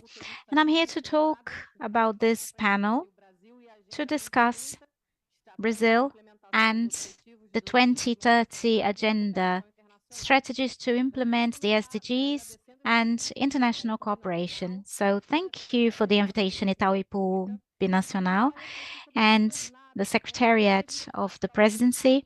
So we're going to reflect on this journey, on how to reach the 17 SDGs in a moment that these SDGs have suffered setbacks. Data and figures show a challenging scenario, and there is a global appeal here to end poverty, protect the environment and climate, and guarantee peace and prosperity for all. So with this ambition, we need to restart after the setback of the pandemic and policies that were a setback. And Brazil wasn't the only one that walked back in this agenda, but we need now to go back on the tracks. The Luz report from the civil society last year assessed the performance, and 60% of the SDGs in Brazil were behind the goals. So what we've done so far is very important, but we have a lot of work to do. And this panel shows that this is an agenda that gathers civil society, government, everyone. And after the SDG summit that took place in New York, we are here to increase our ambition. We all have to promote the SDGs and a just green transition. And none of this will be possible without responsible leadership and the engagement of all of us. So to talk about how to increase this ambition, we have a distinctive panel. Well, some of them don't need introductions. We have Jangelo da Silva, sociologist.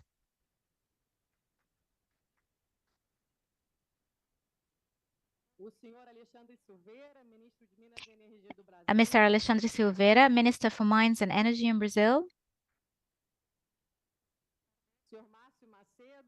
Mr. Márcio Macedo, Chief Minister of the General Secretariat of the Presidency.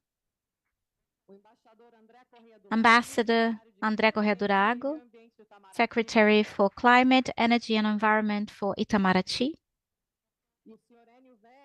And Mr. Enio Veri, General Director for Binational Itaipu. And I would like to start offering the floor to Madame Janja. And the question would be, as a sociologist, how do you see the role of the public policies in our country and the relationship with the 2030 Agenda? Good afternoon, everyone. Good afternoon.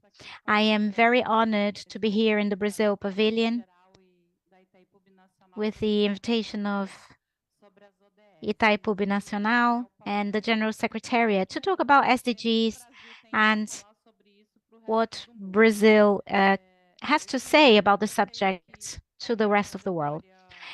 I would like to tell you that my professional trajectory was permeated by social responsibility projects, all of which were connected to the SDMs and now to the SDGs, because some of my work contributed to the fulfillment of some SDGs, and we were working hard to achieve that at that point. In my email signature, I used to have the SDG logos because that was always very important for us. It's very loud outside, isn't it? I ask for silence outside, please.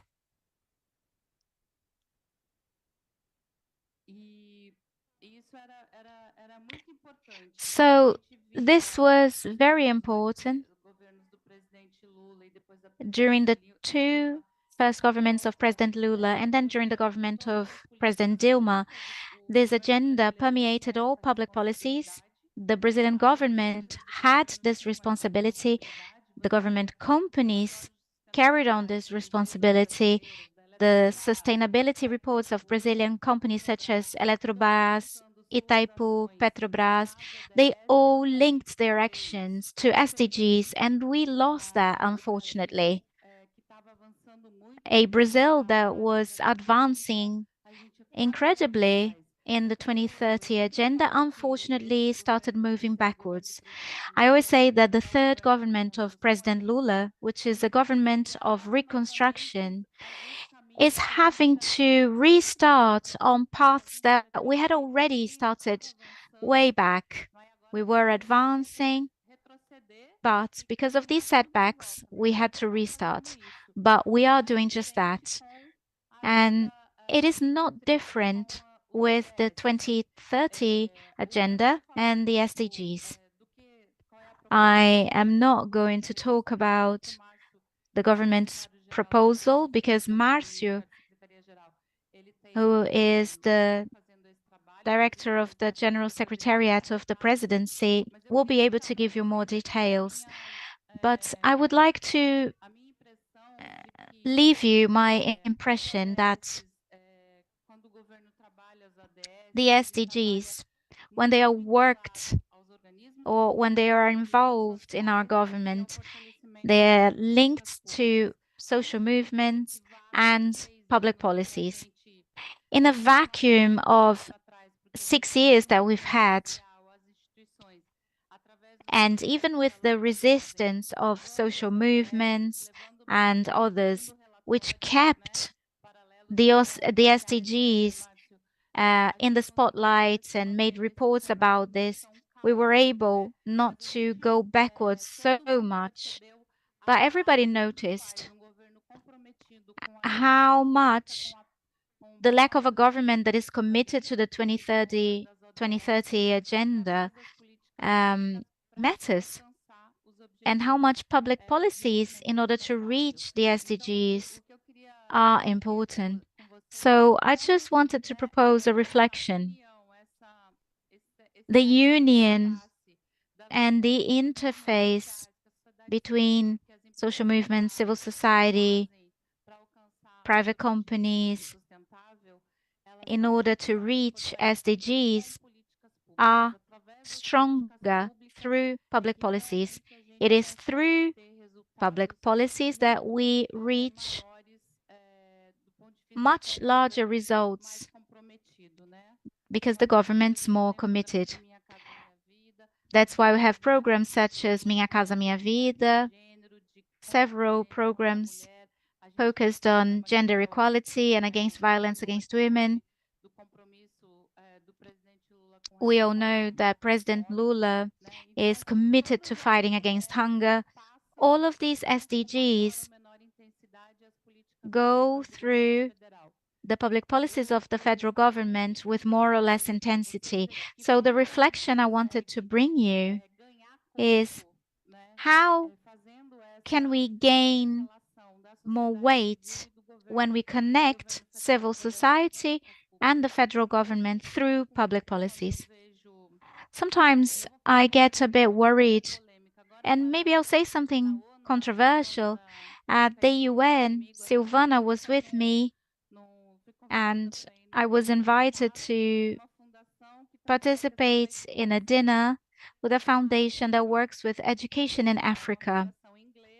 It is an English foundation that works in Africa in education projects, access to education, and we know how large Africa is. And they were saying, oh, we've reached 200,000 children. That is such a small universe considering the size of the continent. If you can anchor those actions with public policies, this would have a much larger reach. The small actions are, yes, important, but when you have a committed government that wants to help society, actions have better results. I might be a bit controversial saying this, but it's important to have this interface. The General Secretariat has just that job. Minister Márcio Macedo is being this interface with social movements, and the Development Council also represents an interface with the private sector. So we need to empower actions. So when you have a group that is trying to take an action ahead without the government being present, it's harder. When government is committed with whichever SDG it is, results are broader, more concrete, results that leave a legacy so that society can take hold of these results and feel how important this is.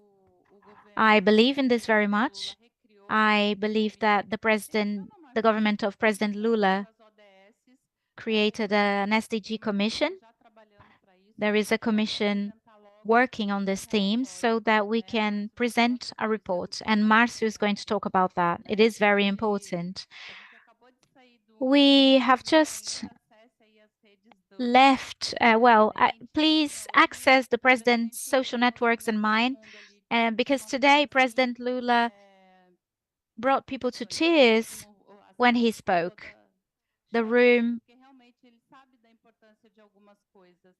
understood that he knows the importance of certain things.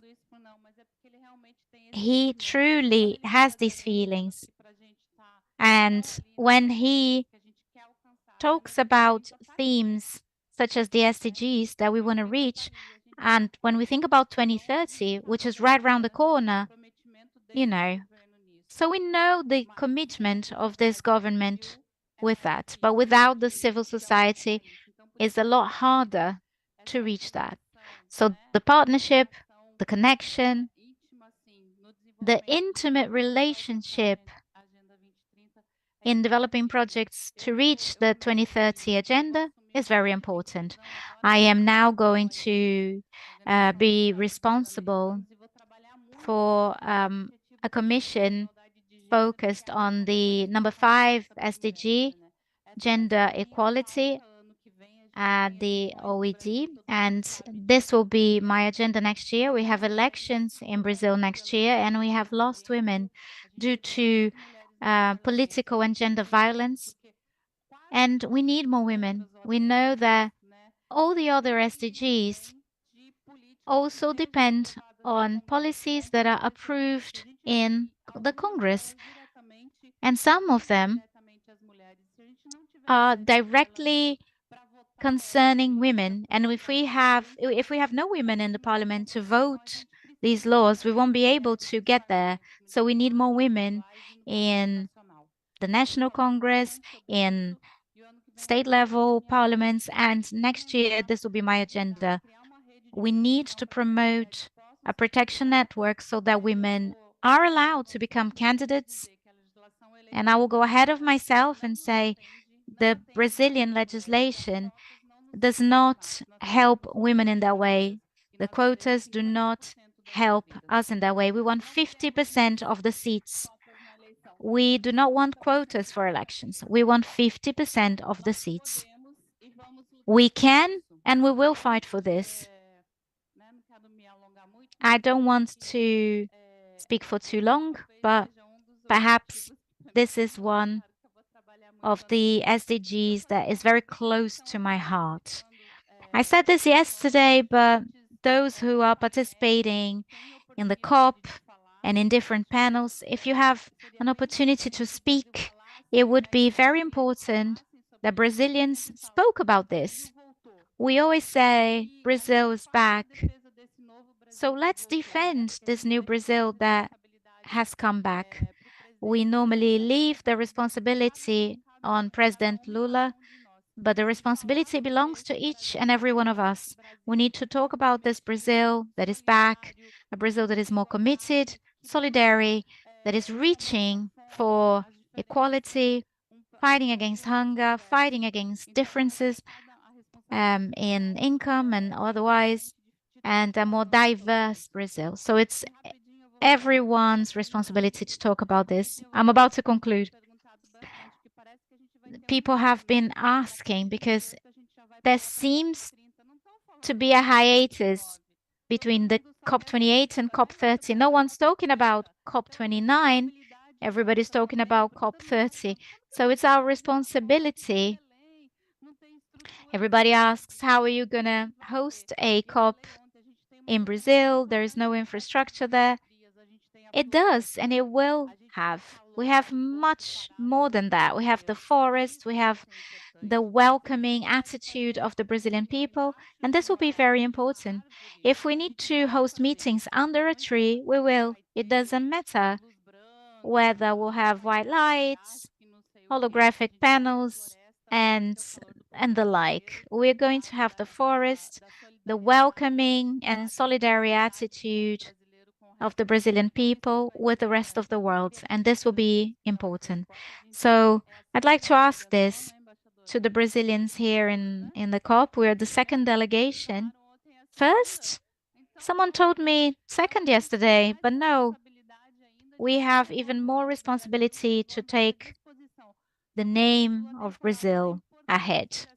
President Lula has been talking about the importance of this COP and the importance of the forest. We're going to have a diverse community there, riparian communities, indigenous people, an immense number of people talking about the climate.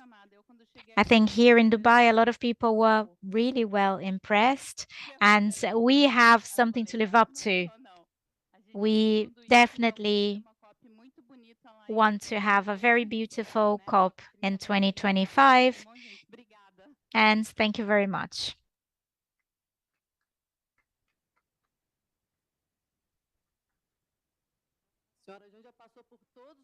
So Janja covered all SDGs in her speech. So now we're going to hear other speakers, and we might have time for questions and answers. I'm not sure, but I'd like to reinforce the aspect of public policies and ask Minister Macedo to tell us a bit about of this implementation to have the 2030 agenda back on track, including social participation. Good afternoon.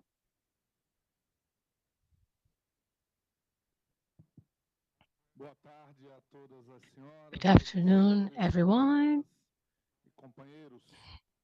Good afternoon, comrades.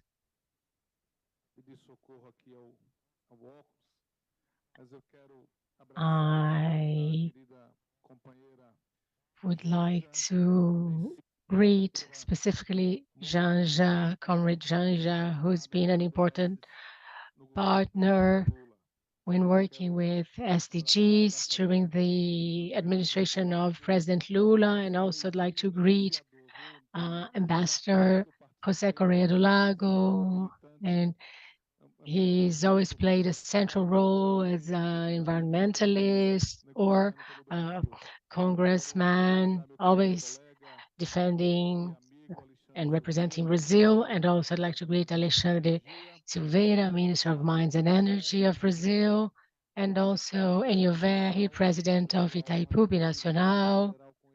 I was the honor of becoming friends. I had the honor of becoming friends with him, and it's very good to be sharing this panel with him. And I'd also like to greet Benedita da Silva, Congresswoman, who's so important in Brazilian politics. It's lovely to see you here. I was drafting my speech on my mobile, and I was sitting at a desk near a solar energy panel. And as President Lula said, and Janja repeated here, I hope that we'll have our COP in Brazil under the trees. or on a boat talking to our people. So I'll be brief, just jotted down a few items. And I know we're going to have a round of questions and answers. But before that, I'd like to say that Brazil, under the leadership of President Lula, is again having social participation as a strategic tool to the execution of public policies and also to comply with SDGs. We are creating a new social participation system, reactivating all the councils and organs for social dialogue.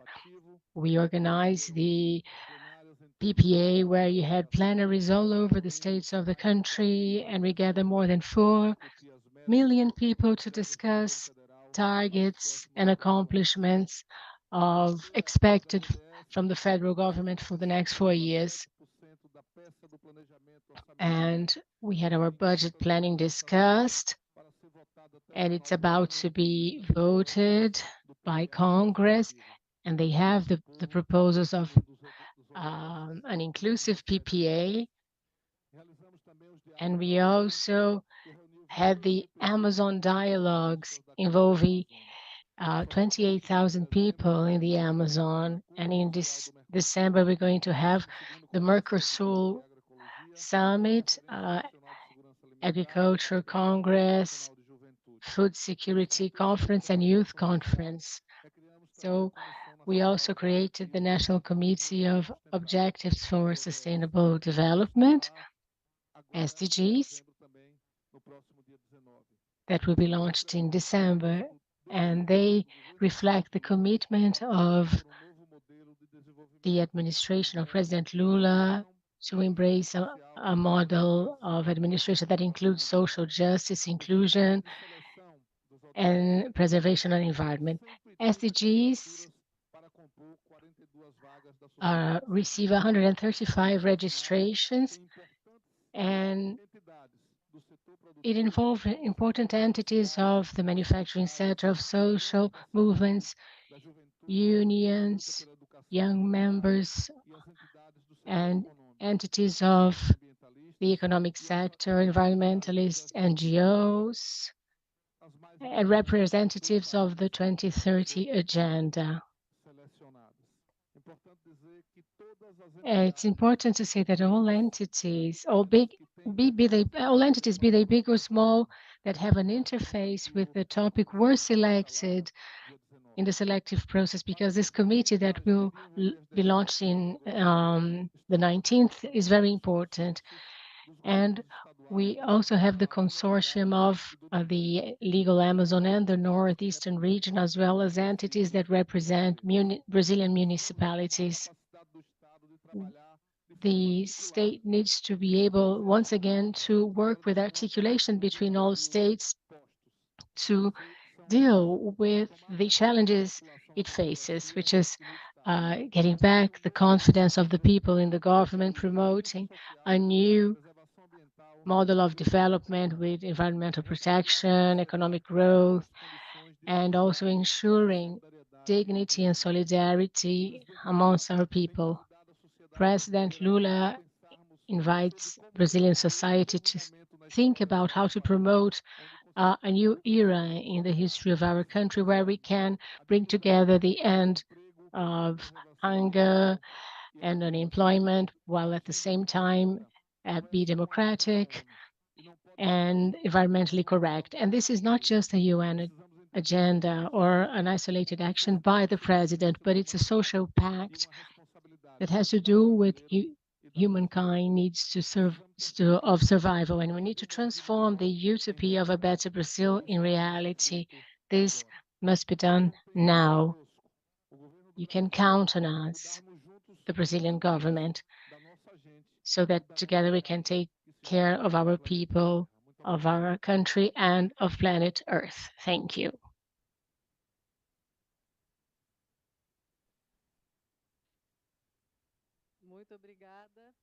Thank you. Now, I'll give the floor to Minister Alexandre. We're talking about SDGs in Climate Summit and your ministry is very important in that process. So please tell us a bit about the role of Brazil and of mind and energy in this agenda, Minister. Thank you. Hello, Elona. Hello, my friend. And you very, my brother, Márcio Macedo, Correia do Lago, and I'd also like to say how gratifying it has been, how good it has been, and how nurturing it has been to be close to President Lula and feel his energy and be inspired by his dedication, his determination, and his experience now that he is implementing again social public policies that really interest Brazilian society and the world. They're really beneficial to everyone. And I would like to acknowledge something that anyone that is minimally lucid would recognize is that Lula has all this energy to carry out his functions because he has someone next to him who is really important in that. So congratulations, Janja. You really brought back the image of women in Brazilian politics, and this is what we need to do. We need more women in the legislative branch, specifically, so that we can have the strength of women to build a more just and fraternal society. But I'd like to specifically talk about this topic that is widely discussed all over the world, especially after this unfortunate war between Russia and Ukraine, which is a dependency on fuels. And Brazil has a very interesting energy matrix that it can be proud of. We have 85% of clean and renewable energy. And here I'm already talking about SDG number 7 out of 17. So 88%, I'm sorry, of our energy is clean and renewable energy, not only because of our natural potentialities. We have 11% of the planet's fresh water, and we have an area in Minas Gerais that produces clean and renewable energy, and the winds we get in the northeast and in parts of the southern region is recognized for the great potential for wind energy. And this is far from enough for us. So much so that already even this year we hired 16 billion reais worth of transmission lines from the northeast to the southeast to double investment in solar, wind, and biomass energies, which allows us to think of reindustrializing Brazil in the short term, because we know that the great objective of President Lula is to fight inequality and generate employment. And the only way to bring about real social transformation in this country is that. And this is what we're certainly going to do, because we are the great food producer of the world, but we are and will be even more the source of clean and renewable energies to the planet. And also in the area of biofuels, along with President Lula, we sent to the National Congress a project that will be important and relevant for many decades to come in Brazil, which is the Fuel of the Future project. We know of the potential that small producers have in Brazil, and the idea is that we're going to increase the participation of biodiesel and the green diesel. In the first meeting of the National Council for Energy Policies, I handed over the presidency of the council to President Lula. He was there with us for 4.5 hours. 16 ministers were present, and we approved an increased participation of biodiesel from B10 to B12. And we created a mandate for sustainable fuels for aviation within the scope of this project, because we have great potentials because of raw materials we have that were byproducts of ethanol that now will be co-products used in producing fuels to decarbonize the aviation sector. And he also drafted a bill that will allow carbon capture so that we can reach zero carbon industry. So we are moving firmly and surely in the direction of being a central player in energy transition globally. But we want this transition to be just and inclusive. It is inclusive already because Brazil, when Lula was president for the first time, created the greatest world inclusion program, which was Light for Everyone, which unfortunately was recently interrupted. But Janja, President Lula and I inaugurated a transmission line when we turned off one oil fuel plant in a decarbonization effort. And now that we have doubled the budget for that, actually we have trebled it. It's now 2.5 billion per year.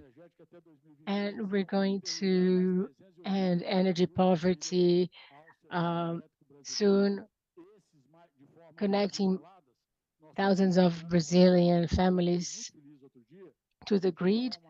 And I visited the state of Amapá recently, and I was on this ferry, and where they have solar panels, and we installed on the margins of the Amazon River those panels. And this is the re-inclusion of Brazilian humble people in the energy, well, it's energy inclusion. And we also interconnected the last state of the country. Brazil has 186,000 kilometers of electricity lines. It's the only country in the world, not even the US have that will have all states connected to a national system. And more than that, President Lula decided that we did the energy integration with our neighboring countries. We're currently connected to Argentina, Paraguay, and Uruguay, and will be again connected to clean and renewable energy from the Uri plant in Venezuela. So it's a set of public policies that will allow Brazil not only to reindustrialize, but also to export sustainability in the form of green hydrogen, because we are examples of energy matrix in the world. But as Pope Francis said, and this is where President Lula's leadership plays an important role, and I find this very moving. Yesterday in Qatar, I was very moved when I saw the leadership of President Lula and the prince that said, "You are the right leader at the right place at the right time, because only with your authority can we have a serious global discussions and make developed countries really value those energy matrices from the global south, so that energy transition can not only be appropriate from the point of view of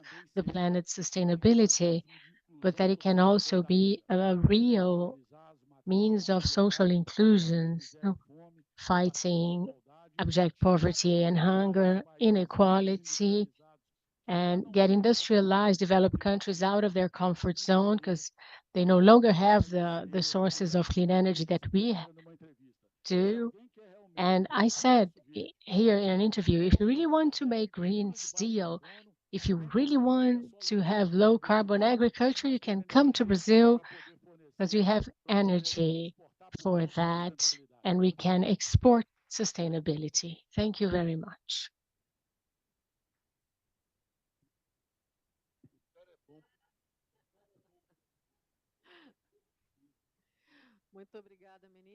Thank you, Minister. We need to understand the dimensions involved. Brazil has access to clean energy that is really impressive. We have food security that we can ensure, and we need to protect natural resources such as the Amazon forest. So I'm going to ask Correia do Lago, our ambassador, to tell us what Brazil expects from this COP, considering all these agendas.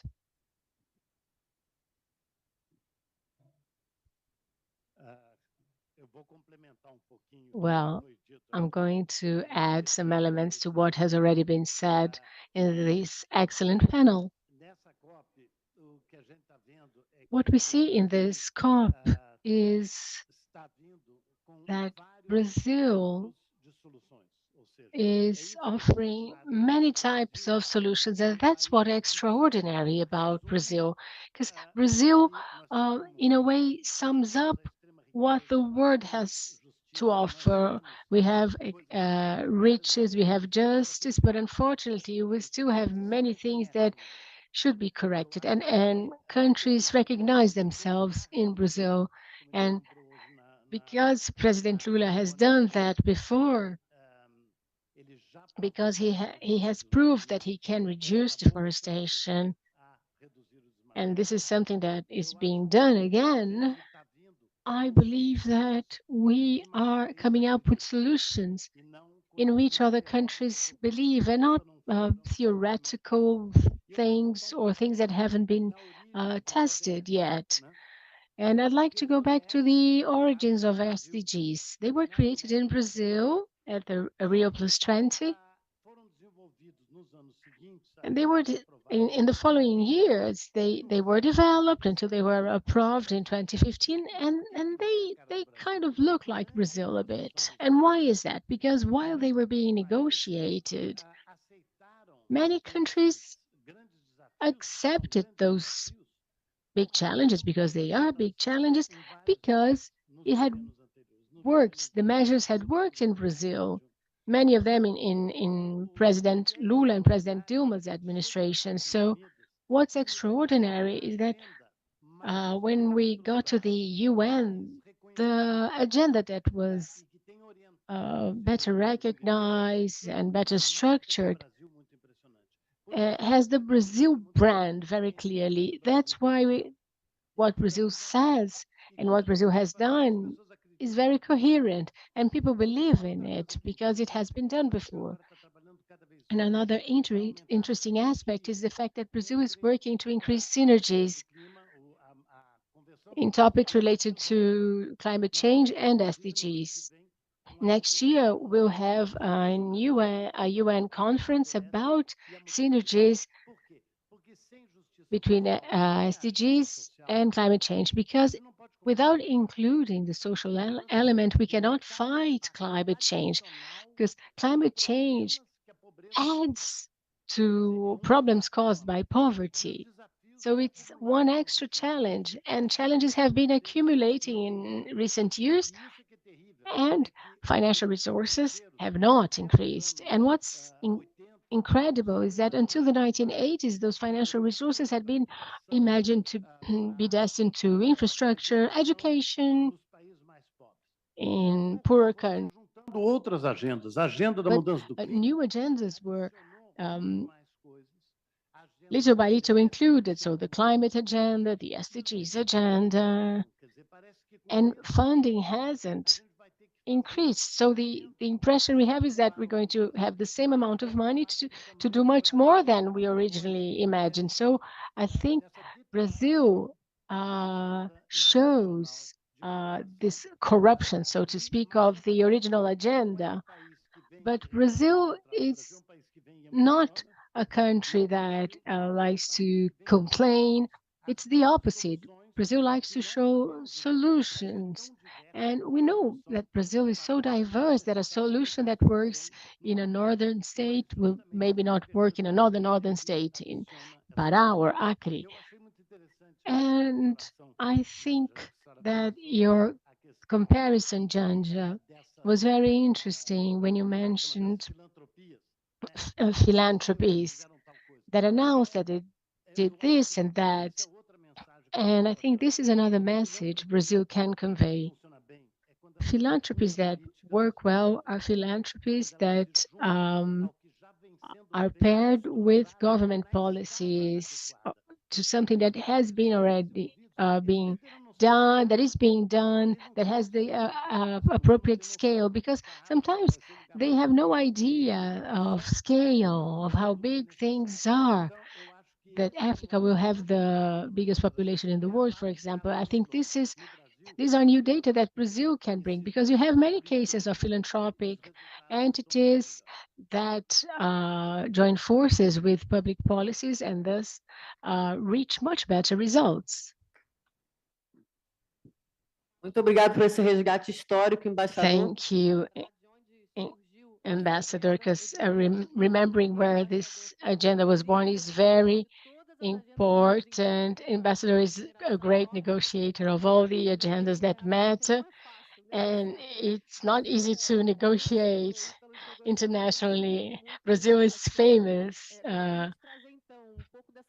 for that, for its good negotiation skills. So now I'd like to move from global to local with Aurelio. So how we talk about the commitments that we are discussing here, how do they translate at the local level? Good afternoon, everyone.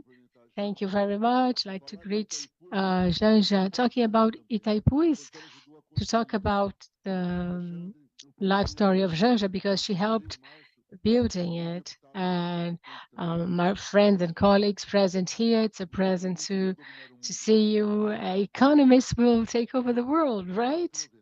Yeah, well, the tall ones at least. We just found out yesterday. Well, I also like to help my team who helped come up with SDGs. And I wanted to briefly say that Itaipu is the most sustainable power plant in the world. If you don't know, it's located in Foz do Iguaçu, and it belongs 50% to Brazil, 50% to Paraguay. It's essentially state-owned. It's managed by directors by President Lula and Santiago Peña, Paraguay's president, and it has a board that is made up of ministers such as Esther, Haddad, Alexander, Mauro Vieira. So they are ministers from Paraguay and Brazil that form a board of administration. I am the CEO, and we have the managers that are nominated. And it represents 10% of the generation of energy in Brazil and 90% of electric energy of Paraguay, just to give you an idea of the scale. And this is a challenge because according to the Itaipu Treaty, Paraguay is forced to sell to Brazil what they don't consume. So because there is not much left, because they consume very little, because they sell it to us and they want to charge us more and more. And we, who are the consumers, want to pay less and less. So we're always having these discussions about price. But what we have been doing in concrete terms this year, by request of President Lula, when he asked us to manage the Itaipu plant, we drafted a project. And I'd like to mention that since 2015, Itaipu is no longer just a hydroelectric plant. President Lula signed an agreement that included as Itaipu's mission to produce cheap quality energy with social and environmental considerations. So we produce energy, but also because it is a reservoir plant, it has a big dam, of course that to keep it alive, to invest in wildlife means to increase the lifetime of the reservoir. The predicted time is 194 times. If you could increase the environmental policies for the reservoir, we would have the plant for longer. And this was the challenge we faced when we created the Itaipu Plus Synergy. And on the 14th, President Lula will sign projects. And what we did with this new project were mainly two actions. First, what was considered Itaipu's territory involved 65 municipalities, 55, I'm sorry, municipalities. So they were allowed to have resources to avoid silting of the reservoir. But we also have, as well as a high number of technicians, we have a technology park. And we conducted a very detailed study of the technology part, and we came to the conclusion that all the municipalities, all the Itaipu municipalities of state of Paraná, 35 of Mato Grosso do Sul, affected the situation of the reservoir. So now 435 and 34, I'm sorry, municipalities are considered to have an impact on the plant. And so they will receive funds because of that. So this experience of the objectives means doing finally again what President Lula did in his first administration in 2003 with Jorge Miguel Samé and Gleice Hoffmann, who's now a congresswoman. So Janja later joined us and Silvana, and that's how we started this. And there's something I wanted to highlight that was very important. That is the fact that Itaipu was the first Brazilian experience with a contract with the UNDP to raise the needs to meet the objectives. So we already had, through the partnership with the UNDP, an idea of the investment needed for each municipality in order to meet the 17 SDGs. And this was so successful that later Petrobras also entered an agreement and contacted UNDP to do something similar. And now, Lígia, what's her name again? Odessa. Odessa has always helped us with this concept of interconnection. And this was very relevant because, as Minister said, oh, I have two here. You can say in a hydroelectric plant, you can say this is SDG 1, this is SDG 2. No, you need to apply them all in an interconnectedly. And if you look at the 17 SDGs here, you see that Itaipu works all of them. It works on all of them, because you can think, oh, it's a hydroelectric plant, so it's just about water.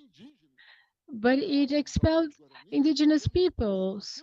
The Guaranis were expelled. We have a social debt. They were evicted from their land. So this led to a serious social problem in Foz do Iguaçu because they were a city with 30,000 people, but with the construction of the plant, 40,000 workers moved there and stay there. So the reality changed there. So we conducted a study and we showed in details each of the SDGs.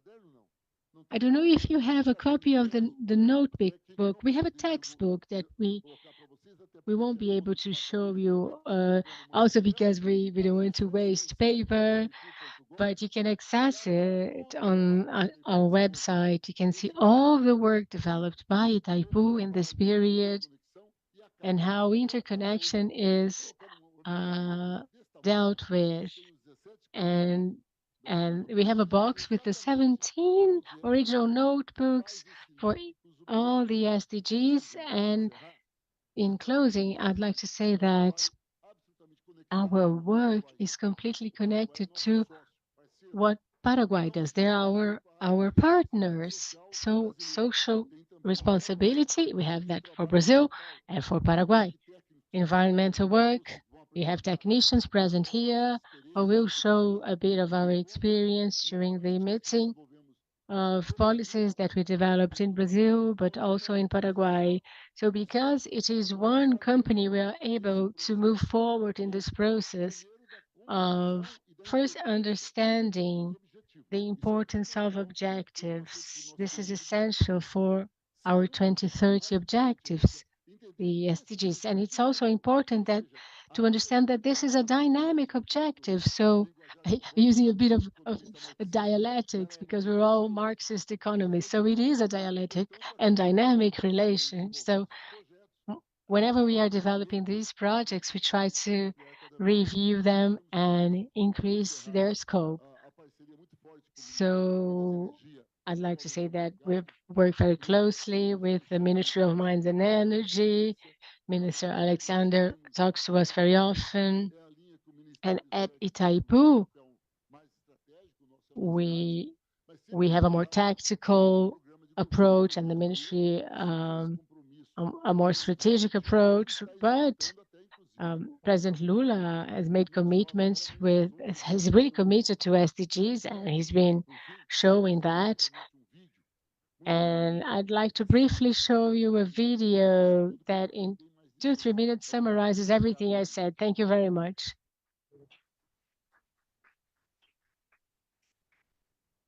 In 2024, we will meet at Itaipu Nacional. Em 2024, vamos nos encontrar na reunião do G20 e eventos de inovação de missão. Os participantes vão se reunir em Foz do Iguaçu, no coração da América do Sul, exatamente na fronteira tríplice entre Brasil, Paraguai e Argentina.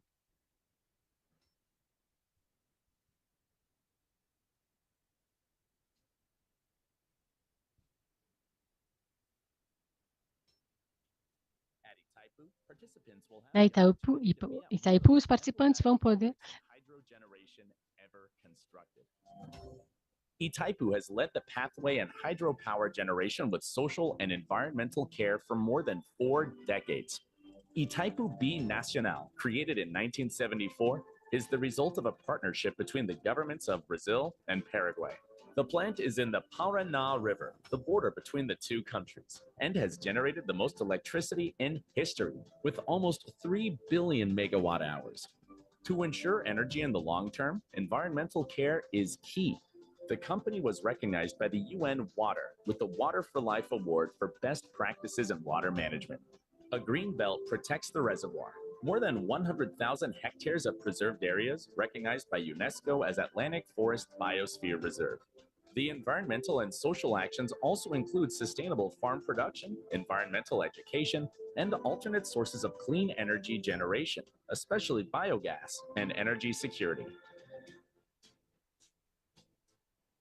The initiatives consider the territory in an integrated way, in partnership with local communities, public administration, family farmers, and representatives of fishers and indigenous people. The goal is to increase the quality of life and social well-being by promoting circular economy with focus on the energy, water, food interrelations. Itaipu will proudly share its knowledge and welcome you at the G20 Ministerial, Clean Energy Ministerial and Mission Innovation next year. See you in Foz do Iguaçu.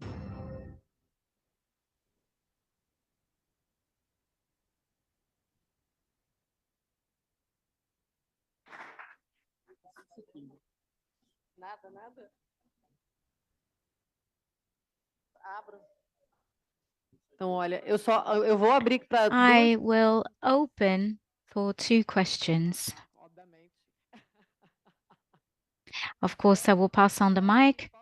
I will also give you a chance to reflect, but there was a clear message, the importance of focusing, bringing resilience and strength to the public policy, and how ESG entropy can also be contributors towards this strategy. It was very impressive. Congratulations. And I hope other companies can be inspired by your example. So I would like to choose 3 questions here, one there, one there.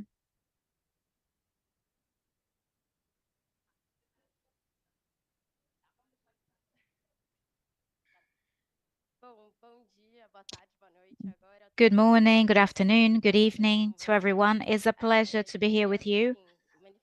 I would like to manifest our joy to be a part of the civil society, and the participation of civil society of this government is fantastic.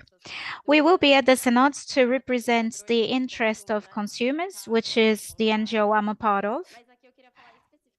And specifically, I would like to talk about the 12.4 SDG, which has to do with the management of chemical substances and the contamination via pesticides in foods, ground, and water. This goal has been underway for 3 years, and I think the classification of this goal will be even worse next year after the approval of the pesticide package by the Congress. So on behalf of the campaign against pesticides and for life, we would like to present a manifest to Janja to plead to President Lula to veto this package. We cannot progress in the SDGs if a law like this goes ahead in the National Congress.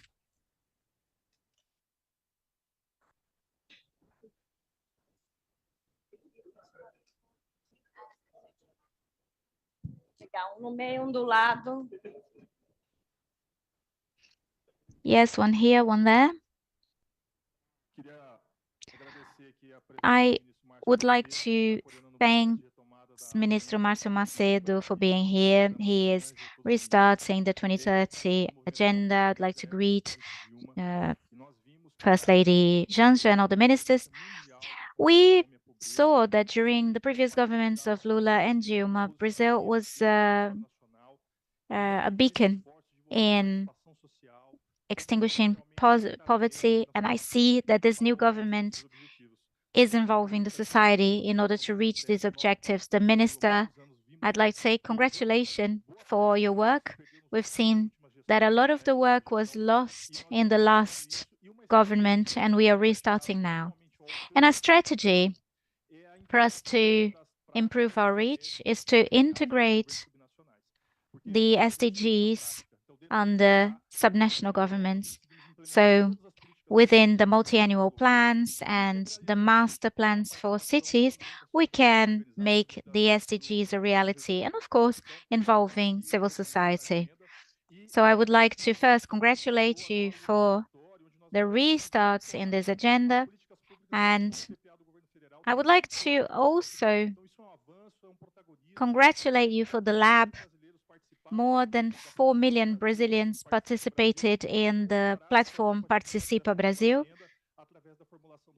And all of these people were able to collaborate towards this new agenda. So congratulations once again for restarting the agenda and for being a part of the National SDGs Committee. Thank you.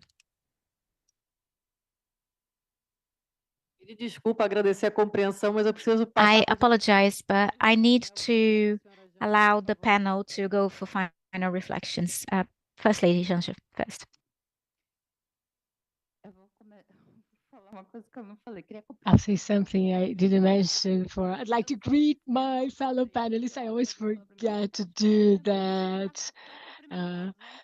So now everyone should feel greeted. Yesterday I was in a panel that was exclusively female, and now I'm surrounded by men, but we're doing well. Good. First thing I had to say that I didn't mention before is the fact that, well, we have 17 SDGs. Is that correct, Ambassador? No, it's actually 18. In the General Assembly, we included an 18th SDG, which is racial equality. As President Lula said during the assembly, So it's a volunteer SDG that Brazil is now proposing to the rest of the world. I think this should always be discussed. I even told Marta that we should create a symbol and suggest like the icon to the UN for the 18th SDG, what it's going to look like. Okay, so it's another one that we should include in our agenda, in our 2030 agenda.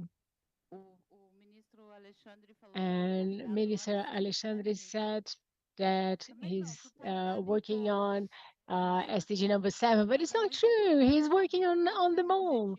It's important to know, and as Enyo said, all SDGs are interconnected somehow. When you talk about energy transition, you have to include gender equality because women are working in the field. So there's an intersection of sexes. You talk about access to energy, of fighting hunger. So we always have to bear this in mind. And our role is to connect all these SDGs to really reach better results.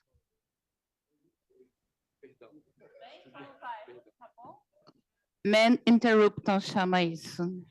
This is interruption. Well, it's true.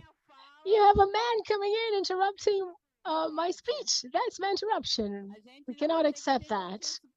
I thought we were over that, but apparently we're not at the federal government. Okay, we have to work on that as well. I'll put a sign up to remind us all. Okay, so that's it. We have to remind that SDGs are closely interconnected. No one should be left behind. And the same thing applies to SDGs. No SDG will be left behind. We'll always be connecting them so that we can reach them all by 2030. We have 7 years. We have 3 years in government. We might have to extend that to 2030. Thank you. Thank you. We'll go to Germany. We'll be going to Germany tomorrow. There's a big event between Brazil and Alemania, and then we'll fly back to Brazil because on Wednesday we have the Mercosur summit. Brazil will hand over the presidency, and if all goes well, we'll finally sign Brazil Mercosur European Union agreement. So if you'll be staying in Dubai, I wish you a good rest of the event. Remember that you are representing President Lula. So each one of you is a part of President Lula, and you are representing Brazil very well. For everything we went through in recent years, it is our duty to take a positive agenda from Brazil to spaces of discussion, and it's our duty because of everything we suffered and went through recently. So let's bring this positive agenda to the table. Thank you very much.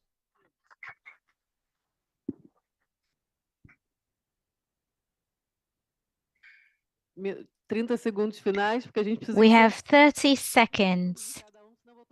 30 seconds for each one of you, otherwise I'm going to be told off. I will invert this because Márcio has a more important role in this policy. Just wanted to say that us at Itaipu are available for any seminar or debate. We are, of course, a company that has special characteristics because we are a public company and that can invest more in SDGs, but we can inspire because this is a policy of the federal government and not a policy of the plant. So we're available for any debates, any workshops. Please count on us. We will be happy to share our experience, which of course is not the merit of just my management. It's something that has come from many, many years. So just to close, the idea is to say that we can amplify this message through debates, seminars, etc.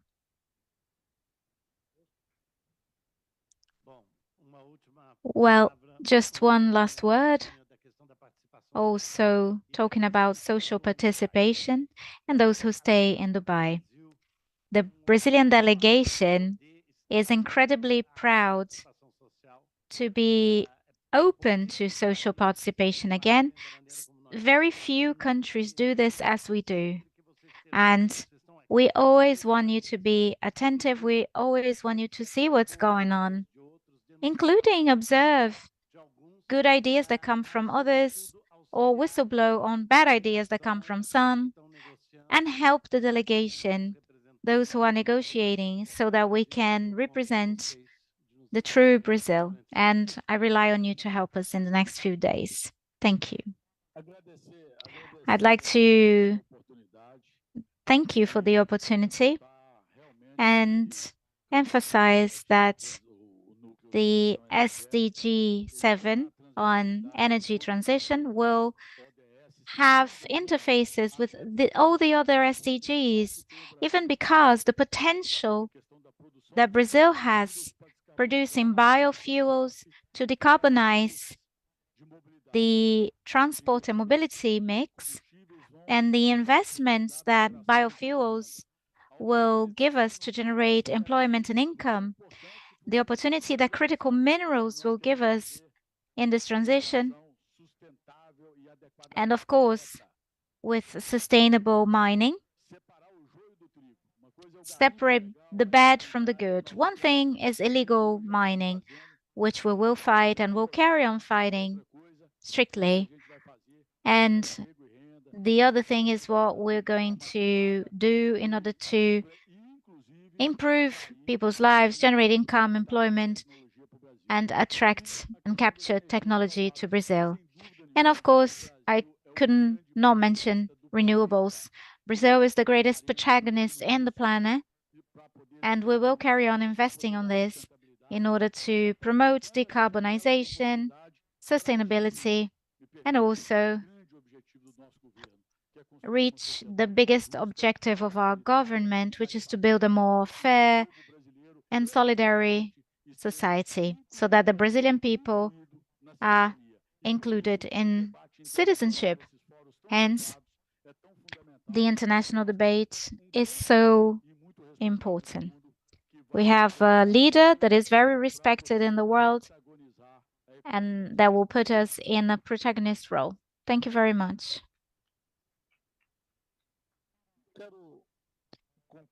I just want to conclude our participation by saying that the ambassador said something that is truly important. We are rescuing the SDGs as objectives of the millennium. President Lula started it. President Dilma did excellent work with a technical, very consistent team. Of course, this stopped after the coup that she suffered, and the last 4 years meant that all of this was officially extinguished. And the determination of President Lula was to restart all that. So we are restarting it all with transparency, with democracy. We are now offering a ceremonial for everybody in the commission to take seats. And this will represent everything that the government of President Lula has been doing in terms of SDGs in the past 11 months. So these two first come from Brazil, and that was inspired by public policies that were carried out by President Lula in his first government. So everything that is being done in terms of SDGs will be presented in the end of the year. There is something important. I am talking to the Governors Consortium and the associations of mayors of capitals and of municipalities. And we can see the SDGs as part of the multi-annual plans and master plans. So the federal government did its part. We built a participative multi-annual plan, and this now needs to be internalized to the state level and the municipalities. I talked about female participation, and it is very interesting to see that in practice. And there was something that touched me. I've traveled all over the country, and President Lula told me once, I used to not like him traveling all over the place, but he did say, the eyes only see and the heart only feels wherever the feet step. 61% of the people who were part of the Participative Brazil platform and the live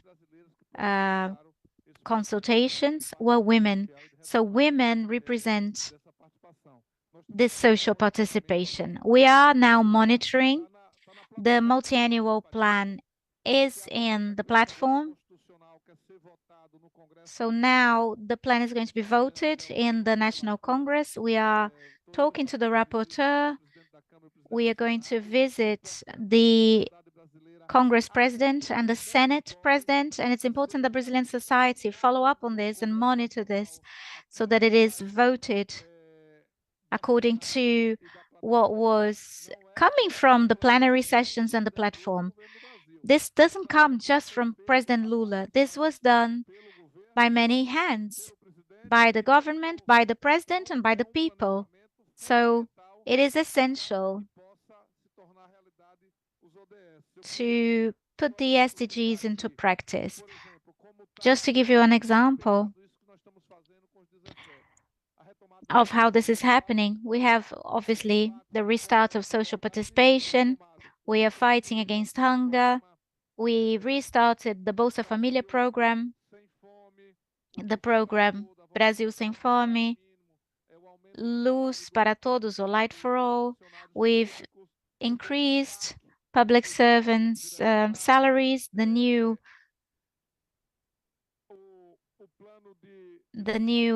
PAC has been started. There has been reduction in deforestation.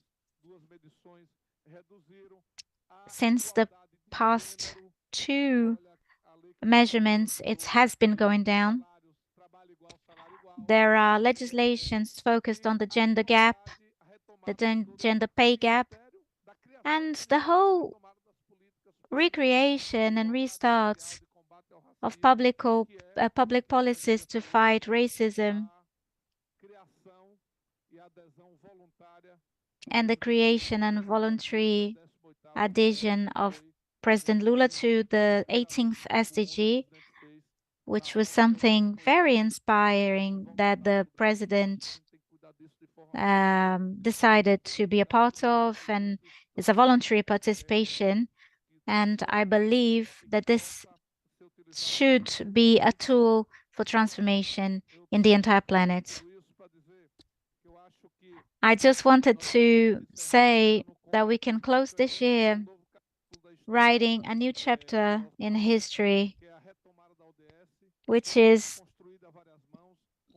restarting with the SDGs involving everyone, the production sector, the economic sector, social movements, youth movements, literally everyone. On the 19th, we're going to have a major democracy party, having everyone in the commission establishing this debate to create a working group that is connected with the SDGs. And I have faith that this partnership with Itaipu, who works strongly with SDGs, will be able to help us with this restart. We're trying to, cut losses. It's been stopped for 6 years, so all the successful initiatives have to help us in this new path we're taking. And all players are important to help our country grow, generate income and welfare for everyone. So congratulations to Itaipu and congratulations to all of you. God bless you building this new moment in Brazil. Thank you, everyone. Agradecer imensamente a cada que expôs. Thank you all for talking about the ambitions. Let's bring about everybody who is not there. There's a lot of people out. Thank you all for inspiring us.